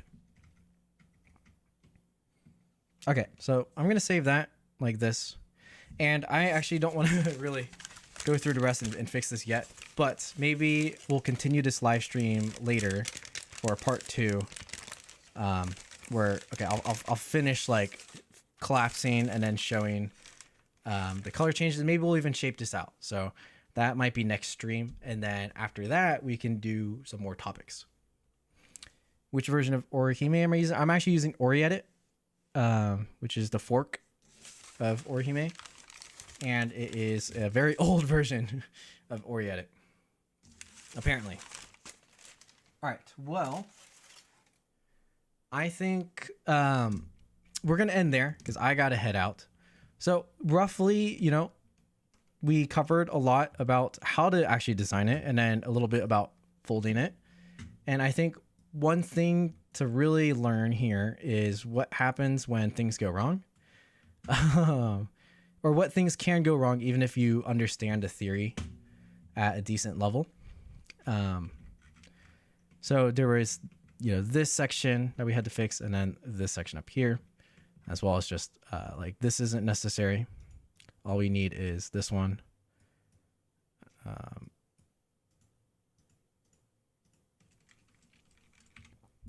And then the rest can transition through the other side. But yeah, so stuff like that, kind of interesting. I think in terms of really nailing Sub-Zero, you would want to do things a little bit differently. So probably consume more space to get the legs just better and the color changes better. And then maybe do something over on the sides for the clothes instead, or have the arms. But yeah, I'm actually interested in folding this. So if we can see if we can get the orb out. And then a lot of this will be, can I shape this, which is an unideal design, into something that looks like Sub-Zero. So that'll be part 2. It'll also be live. Not sure when, maybe next week, next Friday or something would be good. And then, yeah, we can go from there. Can I fold Cerberus? I don't plan on it yet. Animals aren't necessarily my style. Who's the most underrated origami artist internationally? That is a good question. I do not know. Underrated. Maybe someone from Korea. I folded Spider before. I think Tadashi Mori is better. Tadashi's great. I love Tadashi Mori. Which version of Orihime? Oh, I already answered that. All right. Well, yeah, and that's just about it. I think the only thing left I have to announce is, yeah, the stream on Twitch tomorrow. And then look forward to more of these types of design streams. Hopefully you're able to learn something. And if you want to provide a topic of what I should design, I am keeping that limited to the OBB premium members. So if that interests you and you have some extra money to support the channel, feel free to go ahead and do that, and you get a little perk in terms of what I design. But yeah, thanks everyone for joining the stream. That was fairly long. I think a little over 3 hours. Not too long, but a lot of fun. Yeah. Hope you all enjoyed, and then look forward to next time. You know, maybe think of some questions you didn't get to ask this time, and then make sure you make it to next stream so you can ask those questions later. Yeah. Thank you. Thank you. Have a wonderful rest of your night.